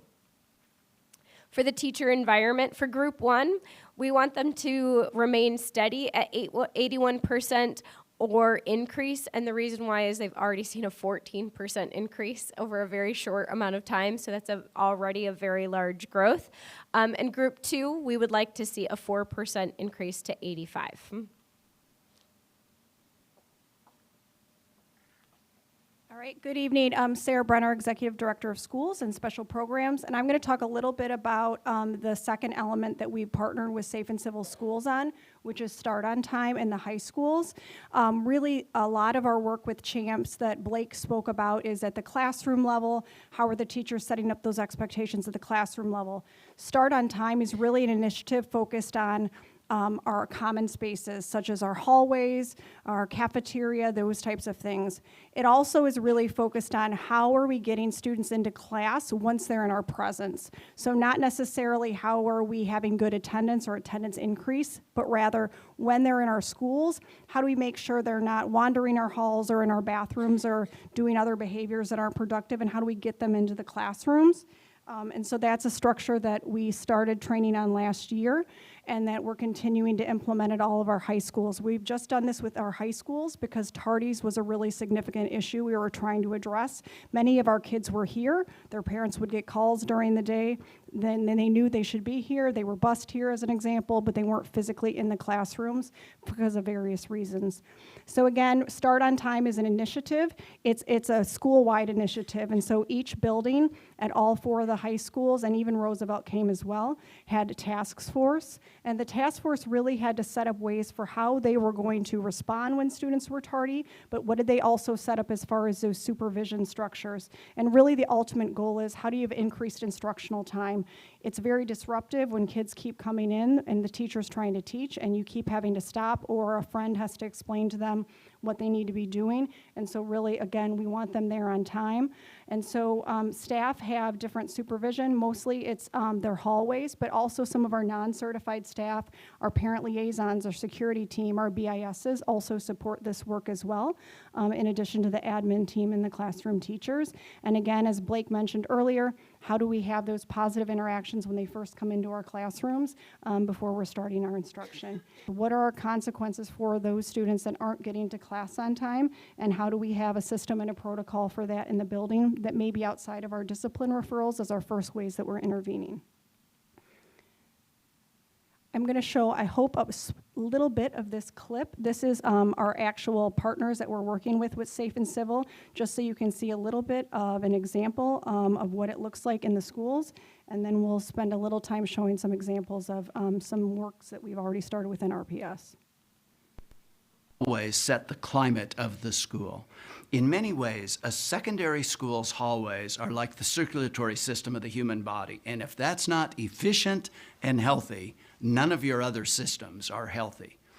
If student behavior is chaotic, it affects the first minutes of every class. On the other hand, if student behavior is calm and respectful and a disciplined attitude, it pervades the passing period, that professional attitude tends to carry over into the classroom. What can Start on Time do for your school? First of all, the frequency of tardiness can be reduced by up to 98%. Start on Time can make the entire atmosphere of your school calmer, more respectful and responsible, and even safer. Teachers never delay the start of class to deal with tardiness or other misbehaviors from the halls. Staff will increase the coordination and orchestration for dealing with misbehavior. Students who are tardy do not get the benefit of increased social time with peers and are not allowed the opportunity to disrupt classroom instruction by entering class late. You may be skeptical that these kinds of changes can actually create such a dramatic change in student behavior, but let me show you an example. In this mid-sized urban school, Okay, we're going to stop there. I'm going to show you a little bit of what it looks like. So, like I said, all of our teams were trained last year. They sent groups of staff, depending on who's supporting their work. All of them were set forth with coming up with a reduction goal and what would be some common agreements that their task force set. And so the task force then, like I said, comprised of either teachers, admin, parent liaisons, BISs, those types of roles, then went back to the broader school team to share the goal. And then really this year at Teacher Institute re-engaged, knowing they had new staff and sharing the goals. The ultimate goal is when we get kids into class, that really is a win on the instructional side for the teachers. We're increasing the amount of time they're with the teachers, which obviously helps us as far as overall academic achievement. Also, the schools were asked to set up supervision structures. So in Auburn, you can see on the floor how they have visuals like they showed in the video for students, so they know how and where to pass, what those areas were. All the schools' targeted areas they knew maybe had flow pattern issues, as well as the map shows where people are stationed. At Auburn, as an example, all the admin, if you go stop by the building, they're on overhead carts standing in the hall the majority of the day because that's their supervision zone that they're assigned to, again, to greet kids positively, get them to class, ask if they need something, those types of things. So again, each school is obviously different based on their building layout and their team of support, and so they've set it up differently based on the needs. I'll turn it back to Christina to talk a little bit more about some of the data. All right, so because Group 3, our high schools, are just starting and they're really only a few months into Start on Time, we're looking at last year's data to determine our goal for what we want to see from CHAMPS and Start on Time. So not much to report here is that we just have what their average was last year. 85% was the RPS 205 high school average attendance rate. And so we will want to see an improvement in that. our average number of tardies per student, and you'll see a difference there in the schools just because of the way they handle and report tardies inside the building is different, but we want to see a decline based off of how they are reporting currently in their system. And then same thing, behavior instances, we're looking for levels 1s and level 2. We want to see a decline in that. So right now the average is 2 per student at the high school level. And the teacher retention rate right now at all 4 high schools together is 85%. And just a reminder, the state average is 87% for teacher retention. So success for the high school group is that we want to see our attendance to improve by 5% to 90%, and we want to see our discipline referrals to decrease to 1 per student instead of the 2 per student. So we also want to see our teacher retention rate to increase to the state average of 87%. So the meat of this, now that we have that baseline information, is the work really happens in the next 2 years. Now that we have the data, our design of our study is to listen to the people closest to the work. We have a support team that has 2 non-certified staff members, 3 teachers, and 2 principals that have volunteered to be a part of the team in addition to the AROI team to do the study. We listen for that qualitative feedback and what is working and what is not working. Why did it work so well at the pilot schools? What went well, what didn't go well, in order for you guys to successfully implement so that we can replicate those things across the other groups. We just launched a survey today, and this is not in the presentation because it was launched today, and I just am very pleased by this because I do all the surveys. You guys get to hear all about my surveys all the time, but I have never seen such a response rate. In 1 hour, I had 120 responses that people were just itching to give their feedback, and it was so powerfully positive. There were definitely some areas for improvement, but it was all very actionable, that they still believe in the system of CHAMPS and Start on Time, but here are ways that we can make it better. So I see a lot of very positive work inside this survey and that qualitative feedback that support team is going to use in order to decide and make database decisions for next steps. Our principal PLC support with our schools team to continue to develop, as well as looking at different elements that we can collect data on to look at what are the contextual variables of, again, of what is working for whom under these different conditions. This is a really busy slide, but it just to let everyone know what's happening with all the training. Really, since this past summer into August, we had Institute Days where there's a lot of training. These are hundreds and hundreds of teachers that are getting quality classroom management training. October, February coming up, we have a lot of schools that are getting either first time or additional training. And then summer 26, again, a number of schools that are having additional training, kind of finishing out like what we can, we're trying to get 3 or 4 days of training with Safe and Civil Schools for all these schools. But also, just so you know, the schools also set up a lot of work time so that they can get classroom management plans set up, their rooms actually set up, and do lots of planning so that when they set foot in their school, first day of school, they're ready to go and they feel prepared. So that's really, that's it. Yep. Oh, no. And I did it. Next steps. We will come back in March to give you an update on data and what growth and improvement we have seen and what different steps that the schools team was talking about that they have taken and what the results have been from there. Any questions? Mr. Carpenter. Thanks. You mentioned that the high schools treat tardies differently, I think. Can you explain that and how that would affect your data? So every high school tracks their tardies in a little bit different manner. So some of them use the code CT, which stands for classroom tardy, in their attendance. Some choose to give them like detention slips, like hall sweeps. So they mark their tardies by marking kids with a hall sweep pass, and then some choose to use the referral system. So no matter which way we ran this data, one school was always the outlier, and it was just flipped in different ways. So we're just going to stay consistent with one way for when we're tracking the data, but either way, that way we're keeping the same consistency of how we're tracking that tardy. So. Thank you. Ms. Pearson? Yes, I just have a quick question. So a student at the Kappa program at West was able to visit Auburn, and she witnessed the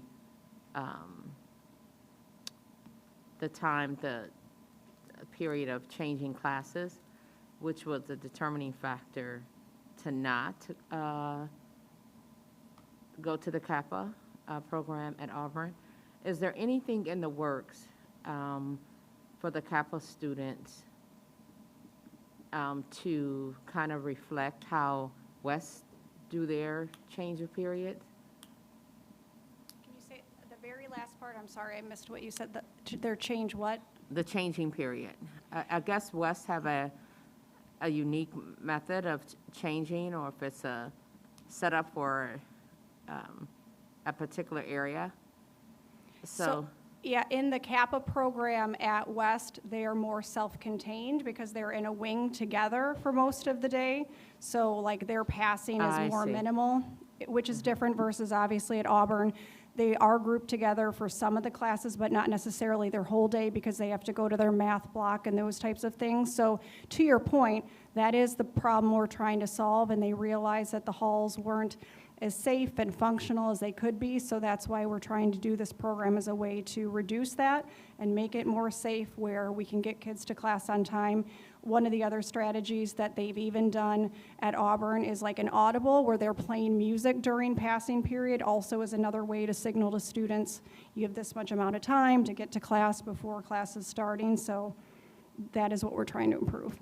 Okay, thank you. Yeah. And my next question is regarding on time. So I believe Guilford have something that is able to, their ID is attached. There's information associated with their, apparently, with their ID. So say if they go to a game at Guilford, they're unable to get in if they've had 2 tardies. So some of the schools are using tardies, like, and doing like loss of privileges if they have a certain amount of tardies where the kids aren't able to participate in certain events or certain activities because they've had frequent discipline issues or maybe a recent discipline suspension or otherwise. Okay, so that is the piece that is confusing for parents. So how can we somehow make that universal, or principals collaborating in some way so that that is a more, it's more clear, so it's not so confusing. You know, one kid was like, we don't have that, another kid does, and it's a little confusing. Not that it's a bad idea at all. I think it teaches discipline and structure and all of that, but to be able to somehow make it universal would be helpful in sending a more unified message to families. We did talk on a similar concept at the beginning of the year with high school as far as off-campus, and Jason was a part of that dialogue with our high school teams. But Dr. Gallagher, Dr. Saltis, and I work with high school, so that's definitely a topic that if you're getting feedback on, we could talk about to see if we can get an alignment to make it more clear for parents. Yeah, thank you. Any other questions? Yeah, any other questions? No? Okay, thank you so much. Thank you. Very much appreciate you coming.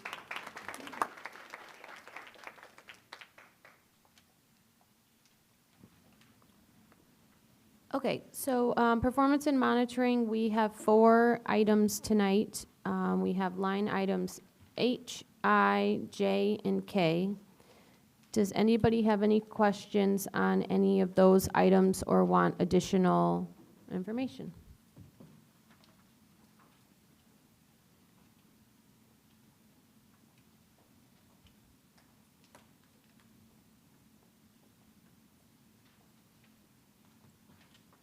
I'm having some technical difficulties. I'll get back with you. Okay, no problem. If you do, let us know.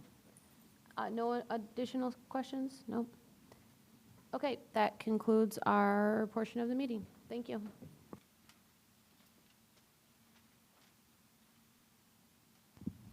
Thank you, Ms. Bennett. We're now moving on to the Planning and Development Committee, and I believe Ms. Pearson would be leading that today. Thank you, President Carpenter. The FY27 budget discussion preview, I will now turn it over to Dr. Brown to preview the FY27 budget. Mr. Brown? Okay, thank you. So, a couple of introductory slides here.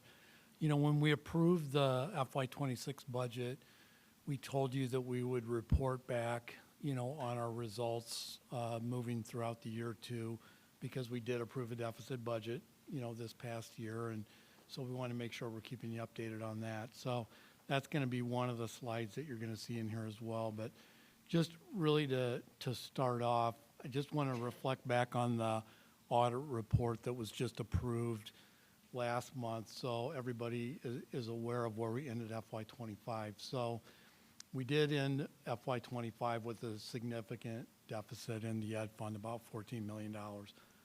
A large part of that was from the healthcare costs, as you can see, about $10 million higher than what we budgeted. A lot of those costs are outside of our control. We're a self-insured health plan, and so we're literally are the claims payer for the health insurance program. So when those costs spiral, you know, we just basically have to eat the cost of everything that's up and above. We also had about a $4 million deficit from core operations, which is what, you know, we refer to as kind of a structural deficit. The impact of running a $14 million deficit last year was that our financial profile score went from a 3.9 out of a 4-point scale down to a 3.55. So just in 1 year, you can see that we lost a significant number of points on the financial profile score due to the deficit. So we are 0.02 points away from actually falling into review category at the state level. So that's something that we want to be cognizant about. So how are we doing this year? So year to date, our actuals are showing really large deficits. You saw these last month when we showed the September 30th, 2025 results. You saw some really large deficits in the ed fund and the operation and maintenance fund. Those deficits right now are largely due to timing, so we're not overly concerned about those right now. The education fund is on track for that budgeted deficit of between $3.5 and $4 million. The O&M and the transportation, which are two big operating funds, on track to be, you know, break even. The IMRF and the Medicare on track for a planned spend down of about $1 million, but we're still seeing a significant amount of increase over budgeted costs for our healthcare spend. So we're about $5 million greater than what we thought we were going to be on healthcare spend based on the trends that we're seeing right now. That could be due to the fact that we have claims that are carrying over from last year before we had some plan design changes in July. So it's possible that that will reverse itself, but right now it looks like the education fund is on track for about an $8.5 to $9 million deficit for FY26. So not where we were hoping to go. Our outlook for FY27, and you saw this when we were talking about the levy discussions, we're projecting about a $13.5 million deficit, again, all in the ed fund. We were able to balance the other funds. This was done before we actually took action at the board meeting in November on the levy scenarios. So our projections assume taking option C, which is what the board agreed to move forward, you know, for the vote in December, and that will provide us with about $5.2 million in new funding to the district. So that's very helpful on trying to keep the deficit from running away. Federal funding still remains uncertain. who knows what's going to happen in January when the continuing resolution that they're under right now expires. We really don't know about that. There's competing federal bills out there that are very uncertain on federal funding. And then state funding has actually become unclear. And so I know a lot of the board members were in Chicago for the III conference. I had a chance to attend a couple of sessions with legislators where they were talking about state funding. And the outlook for state funding is really not great. There was a lot of discussion about the underfunding of mandated categoricals, which is our transportation and special education reimbursements, and a lot of discussion about whether they'll be able to fully fund the evidence-based funding for the upcoming year. So, those are things that are uncertain for us right now. We are projecting that we'd get the same level of mandated categorical funding that we got this past year, and we also are projecting that we get about a $10 million increase in tier funding. So those are things that are baked into the FY27 outlook. So that being said, next steps on where we're going to go with the FY27 budget are we're going to hopefully finalize that levy in December. This is going to let us know, if we need to do any additional savings. So we've already made a decision on that, so I think we feel good about that. And then really these next few slides are going to walk you through as a board what you should expect from us as we move forward with the budget process. So in the January Committee of the Whole meeting, we are going to take a deeper dive into next steps for identifying cost savings. So, and we're going to talk about what steps that we might need to take as a district to actually execute on those cost savings. We're actually have a draft of the DMG PRISM work that we've been working on. You're actually going to see a presentation on that at the January board meeting from DMG themselves. And so they're actually going to have some recommendations on some things that we should consider doing to actually tighten up our spending. And then at that point, really as a board, I'm going to ask you guys whether you think we need a special meeting to take even a deeper dive into some of those recommendations. So February, we're going to be bringing to you guys, based on the DMG work and the work that we're going to do over the next month or so, we're going to bring some recommendations on cost savings that we think that we're going to need to put into place, and we're going to be seeking some input from you guys on what you think too. And again, if we need that deeper dive on some kind of recommended cost savings, and then if there is any kind of action that needs to take place, we're going to be looking for that probably at the February board meeting. So just kind of a preview of the timeline that we're going to be on. And then March is when, we may have some kind of final recommendations. We may actually have them before that at the March meeting. And then April is when you're going to kind of get into our typical cycle of how you see the budget typically coming to you. You'll see budget presentations from the district departments in April. Then you're also going to see in May the department budgets again, and then we'll have the consolidated school budget at that time too. And then June, we'll work on a draft of the overall budget, the entire district budget. July, we'll work on a tentative budget presentation that you'll see, and then hopefully the July board tentative budget approval.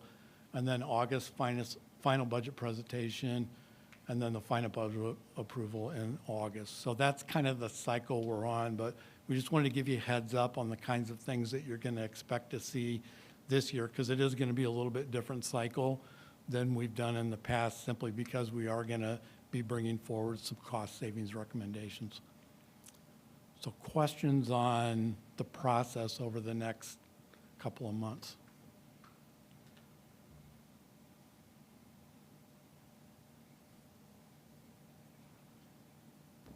Any questions?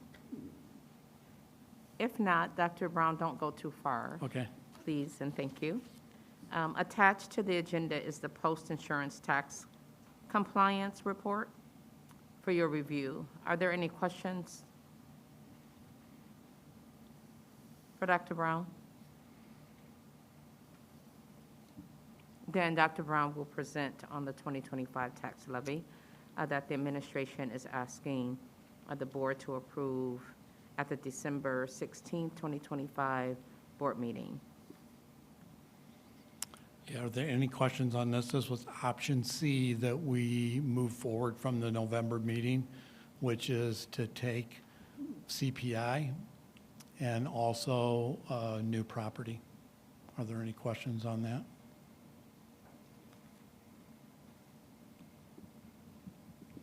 Okay. Dr. Brown, there's a lot going on, it's just within the board, so there may be additional questions Sure. on the 16th, so bear with us. Yep. So the resolution for the 2025 tax levy will be brought to the board for vote December 16th. Thank you, Dr. Brown. I will now turn the floor over to Mr. Phillips. So on the agenda, we have the school maintenance project grant application. This is a dollar for dollar state matching grant that awards up to $50,000. We would like to apply for this grant, and if awarded, we would use those funds to replace gymnasium dividing curtains at Eisenhower Middle School.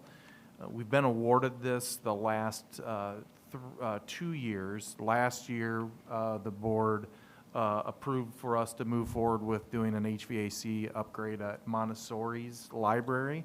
And the year prior, we did an accessible ramp and sidewalk at Bayer Early Childhood. So we'll be bringing this forward to the December 16th meeting for a vote.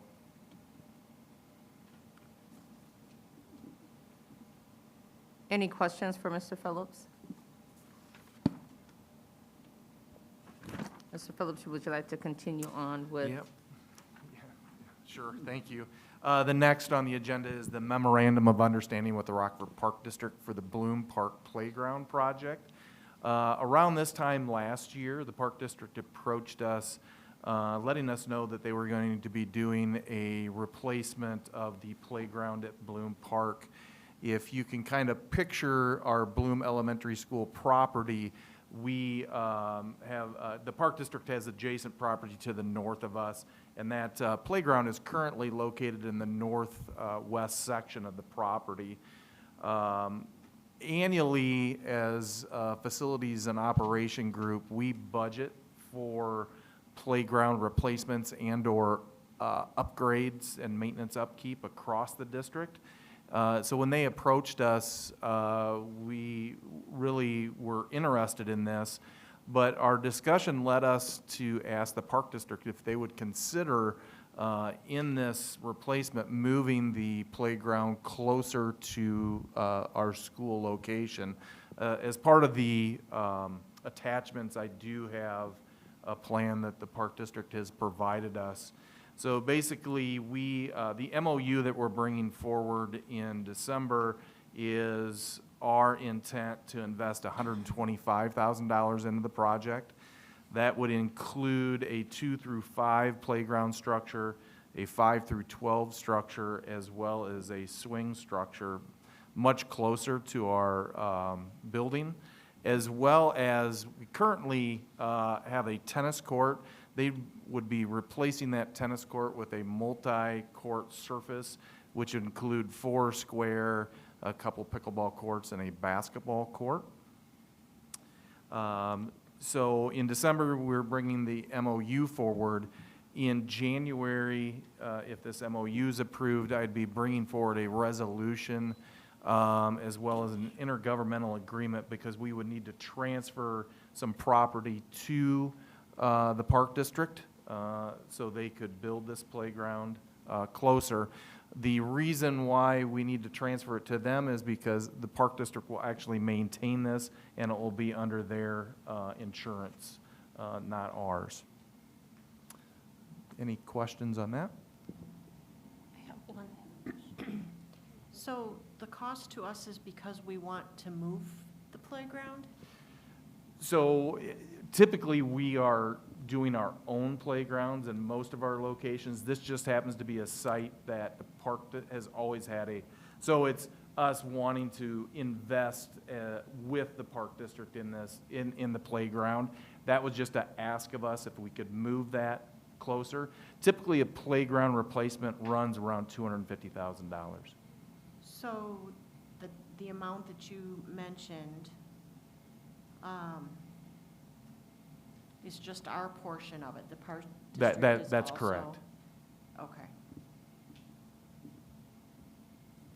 Thank you. Mrs. Bennett?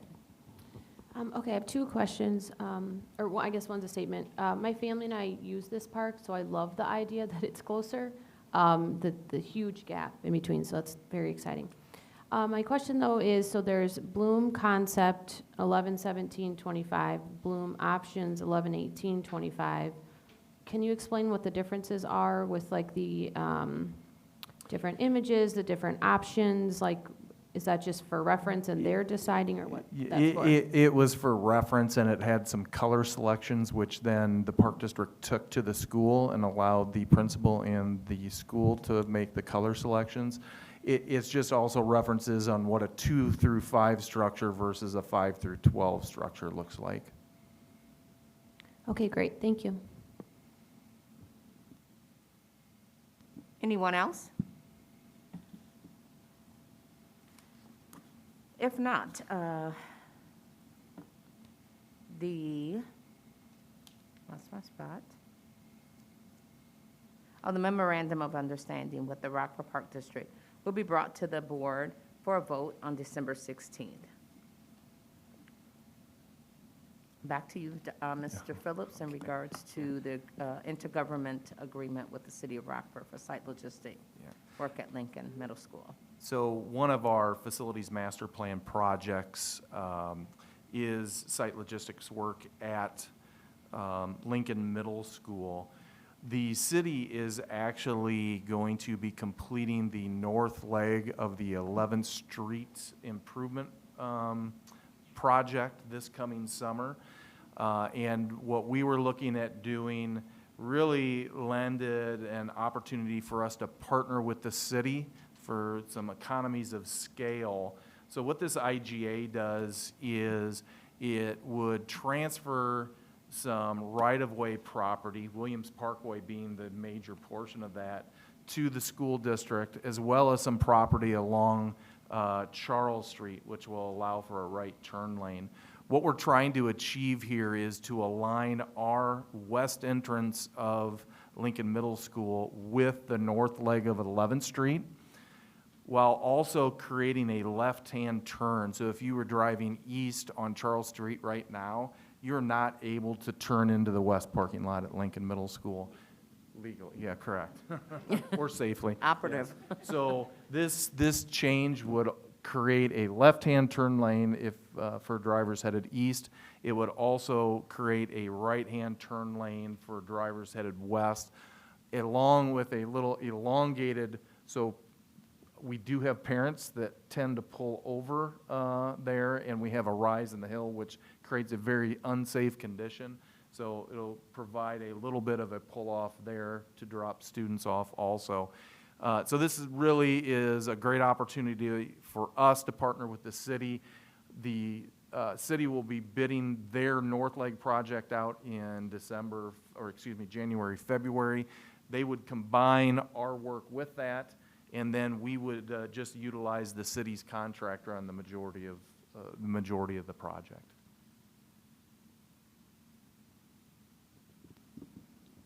Are there any questions for Mr. Phillips? And as part of the executive summary, I do have a draft of what that work would potentially look like. Correct. Okay. Ms. Bennett? So if I remember right, there's a crosswalk at 11th Street and Charles Street, and then there's not another one for quite a few blocks down. Is there any conversation about, I don't think there's a crossing guard at that specific chunk of time, and I am very aware that children just run across the street as quick as they can to get to the other side. So is there any conversation of a crossing guard of some sort in between that large chunk of space, or an additional crosswalk like the flashing school signs, some other things because of also how fast traffic is in that particular space? So because of that rise, the city has not wanted to put another flashing lights there.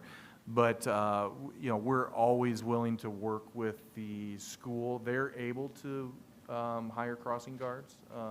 So that would really be a principal and a school decision, but always willing to partner with our schools to improve that. Thank you.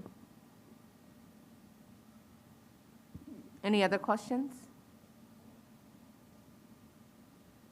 Okay, the intergovernmental agreement with the city will be brought to the board for vote December 16th. The preview of consent items is A, IFB 2615, Fairview interior door replacement. B, IFB 26 to 17 bleacher inspection. Are there any questions or concerns? If not, that completes the report for the Planning and Development Committee. Thank you, Ms. Pearson. You're welcome. We are now at the Governance Committee. First item is 8A, Board Policy 7.30. That would be revised by removing an outdated reference to Board Policy 6.15, School Accountability. There's no longer any criteria in Board Policy 6.15 which could allow for any zone transfers. Are there any questions?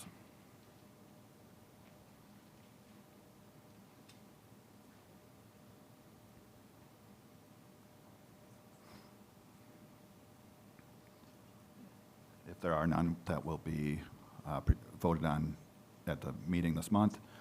The next item is item 8B, which is Board Policy 7.150. That's updated in response to the new state law requiring districts to establish a policy regarding agency and law enforcement requests at schools. The law requires that to be done by July 1st, 2026. The administrative regulation is also revised in response to the new law requiring development of procedures with regard to requests from law enforcement agents attempting to enter a school or school facility. Does anyone have any questions on that? Ms. Pennant. Could Attorney Goldsmith provide just a little bit more information about the revisions in addition to the administrative regulation? That one's obviously much more in-depth, but there's quite a few changes there. If you could provide updates on those. Thank you.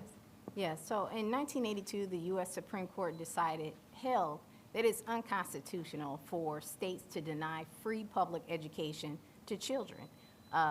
This school district has always acted in accord with that case law and that precedent. Illinois legislature has decided to codify more detailed requirements to support that U.S. Supreme Court decision.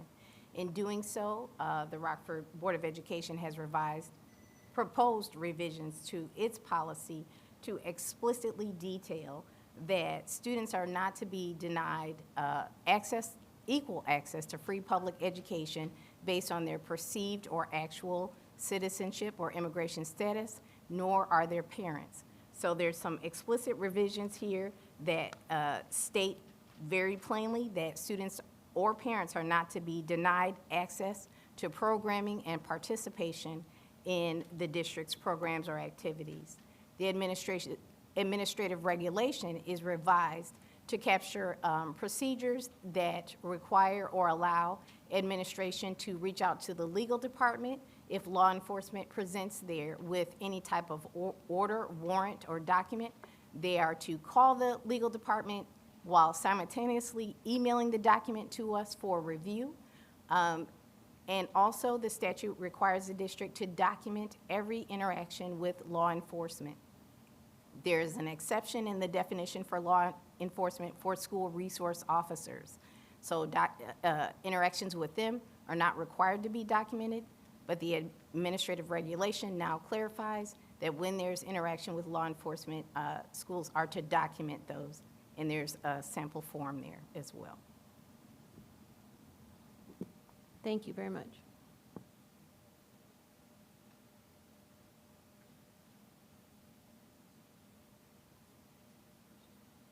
Thank you. Does anyone else have any other questions on 7.150? I do have one question. Did the law also, was there part of it that requires dissemination to staff for the policy? I cannot recall if it explicitly says that, but it is always the district's practice when we revise board policies to push it out via principal headlines when there's implications such as action that needs to be taken by administrators and/or teachers. So our process entails, after the board approves this policy with any necessary or requested revisions, after the board approves, we then disseminate it to all their principals and ask that they push out to all staff, not just the administrators themselves, but teachers and everyone else are to know and understand how this contact is to take place. Thank you very much. I'm sorry, I do have another question. Oh, go ahead. So in the exhibit for record of agency and law enforcement requests, you said every interaction has to be documented. So in the form, it says a principal or assistant principal must review law enforcement requests to enter school or school facility. For law enforcement agent requests to enter school facility, including judicial warrants, non-judicial warrants, subpoenas, the school shall immediately contact legal department. So the next section down says authorization presented by the law enforcement agent, make copies and attach, and it has warrant, subpoena, and exigent circumstances. Is that something that individuals would be trained on? That's something our legal department would determine, and can you kind of explain the difference between those? Yes, so we partner with the schools team to do any necessary trainings. So we would be pushing out the form, explaining its use, and per present practice, right, when schools are presented orders or warrants from law enforcement officers, they're already emailing us and they're already calling us. This requires them to now document that interaction. So yes, there will be training that accompanies after this policy and admin reg is approved. Does that answer the question? Yes, it does. My only last part is if you could explain the difference between the three of them. Between the exigent circumstances? Mm-hmm. Okay, Yes. so exigent circumstances, the officer may or may not present without a warrant. Exigent circumstances are determined by the law enforcement agency. If there's a threat to health, safety, or, you know, a significant imminent threat of danger, right? We, as a school district, can't always determine that. We don't know if law enforcement has chased some shooter down the street and now they're on district property. We have to defer to them. If they let us know that exigent circumstances exist, we need to come into the building.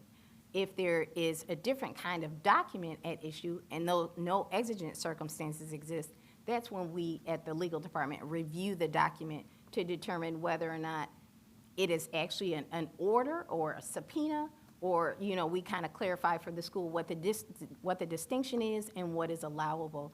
And the administrators understand that unless and until we give them the approval to move forward, they should be holding still unless there's an exigent circumstance. Okay, thank you. And I do have one just last question. So on the last page, there is a section about describe the request from the law enforcement agent request to access the school or district office for the following reasons. So it has 3 different choices and then another. Obtain student or employment records, to question a student or employee, to take a student or employee into custody. So if it's a student concern or an employee concern, is there a policy or a procedure of who gets contacted next? There's no separate policy or procedure. If law enforcement is requesting access to the school, the legal department would be informed just the same, right? Because if they're if there's a pressing need to detain staff or interview staff while they're at work, the district and legal department need to be aware of that, just as if there's need to access a student. Okay, so in that circumstance, though, if a student record was to be obtained or a student to be obtained, parent guardian would be contacted immediately following, correct? Correct. And Okay. law enforcement has their separate statutory obligation to obtain permission from parents prior to interacting with students. Okay, and then same thing for any employee, for whatever the reason is, if they're an employee protected by a union, their union would be contacted? We don't contact their union. They have the right to contact Okay. their own union representative. Okay, thank you. Mhm. Thank you. Ms. Pearson? Attorney Goldsmith, can you clarify, I think you touched on it, in terms of the training for each school to make sure that they're following the same, that is consistent and they're following the same process? Yes. So our schools have been trained and refreshed on interactions with law enforcement this school year, to the degree such that local law enforcement agencies asked to meet with district representatives, including the superintendent, because our schools were so consistently contacting the legal department and administration with regard to these interactions that they began to, question, why are your schools contacting the legal department every time I show up? And we reinforced for them that that has been our practice. We refreshed our schools. And now that the form is required pursuant to the change in law, we will push out and give direction on the use of that form as well. So we typically wait until board has actually voted and approved the form and approved the policy change before we push out any draft document. We like to make sure that they're finalized and accurate. Thank you. Okay.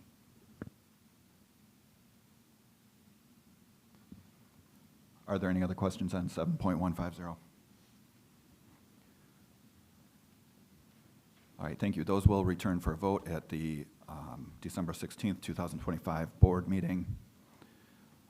The governance consent items include items 9A, meeting minutes, 9B, RESPA Memorandum of Understanding, 9C, Memorandum of Understanding with REA for Montessori and International Baccalaureate, 9D, the closed session minute release, and 9E, the Freedom of Information log.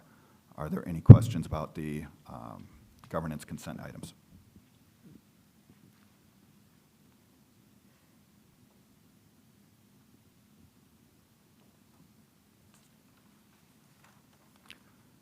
Seeing none, we will move on to the next item, which is the petitions and communications portion of our meeting. When we invite the public to make comments, slurs, profanity, and harassment will not be tolerated. Should any speaker use any unacceptable language, they may be directed to immediately surrender the remainder of their speaking time and may be restricted from public comment in the future. The board will not respond to the comments at this time, and if it is appropriate, you will be contacted in a timely manner by staff. Each speaker will be allowed no more than 5 minutes to address the board. It is not appropriate to discuss matters that would otherwise be confidential in these open meetings. There are 2 clocks present. One shows the total time for public comments and one shows the time for each speaker. We thank you for your cooperation. Our speaker tonight is Joy Jordan. Is Joy Jordan here? Oh.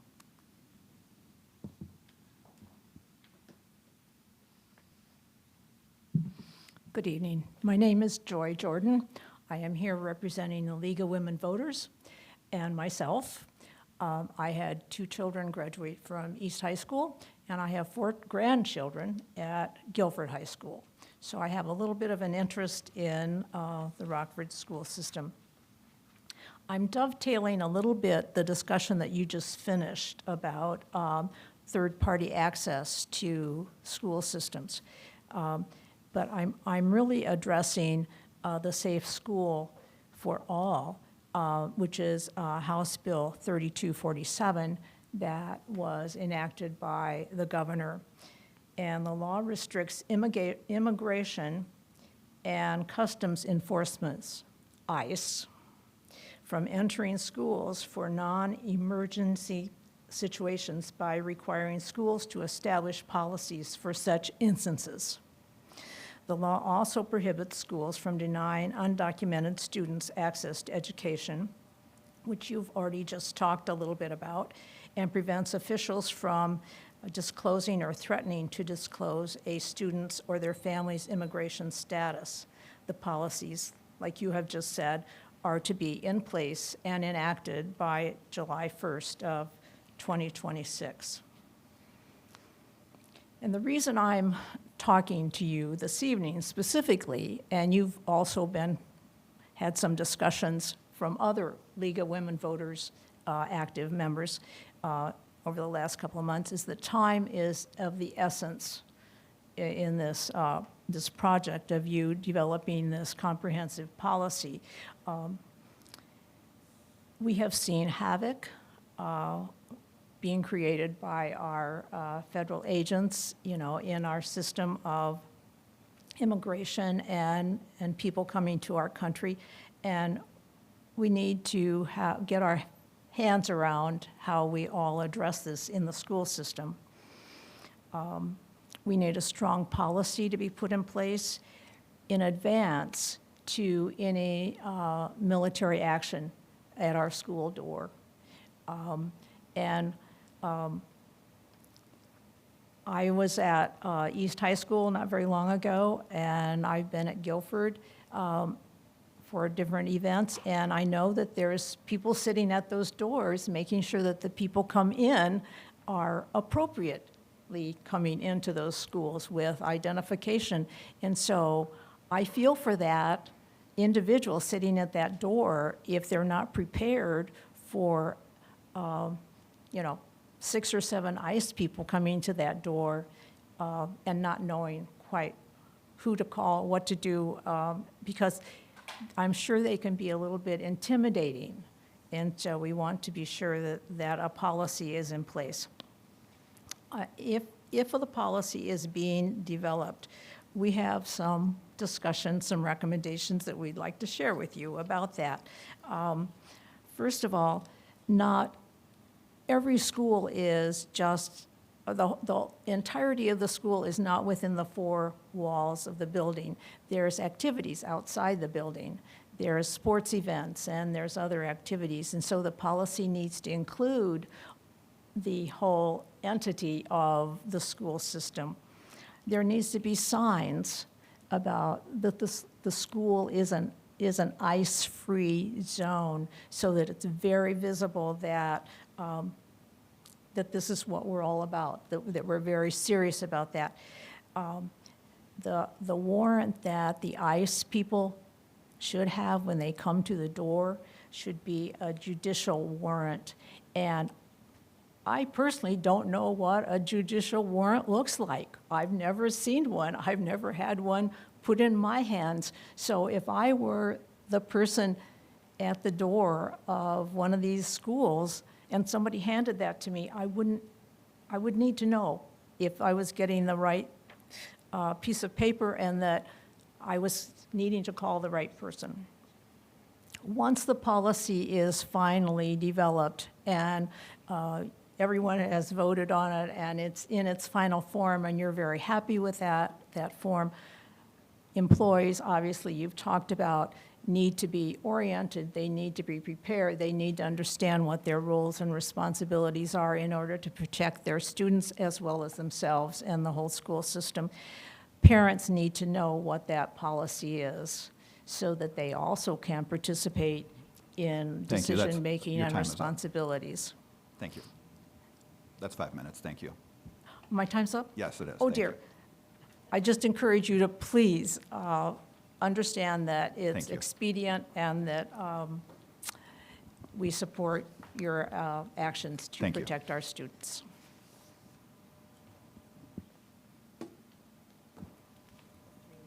Thank you very much. Before we adjourn, I just want to thank the team that puts the meetings together here at the schools. I know that Mr. Pearson, Ms. Pearson, Laura, Lanisha, Amy, Kim, Aaron, I think, and there's probably other people I have missed, but we really appreciate the effort you put into this. And with that, I would take a motion and a second to adjourn. So So moved. Second. Thank you.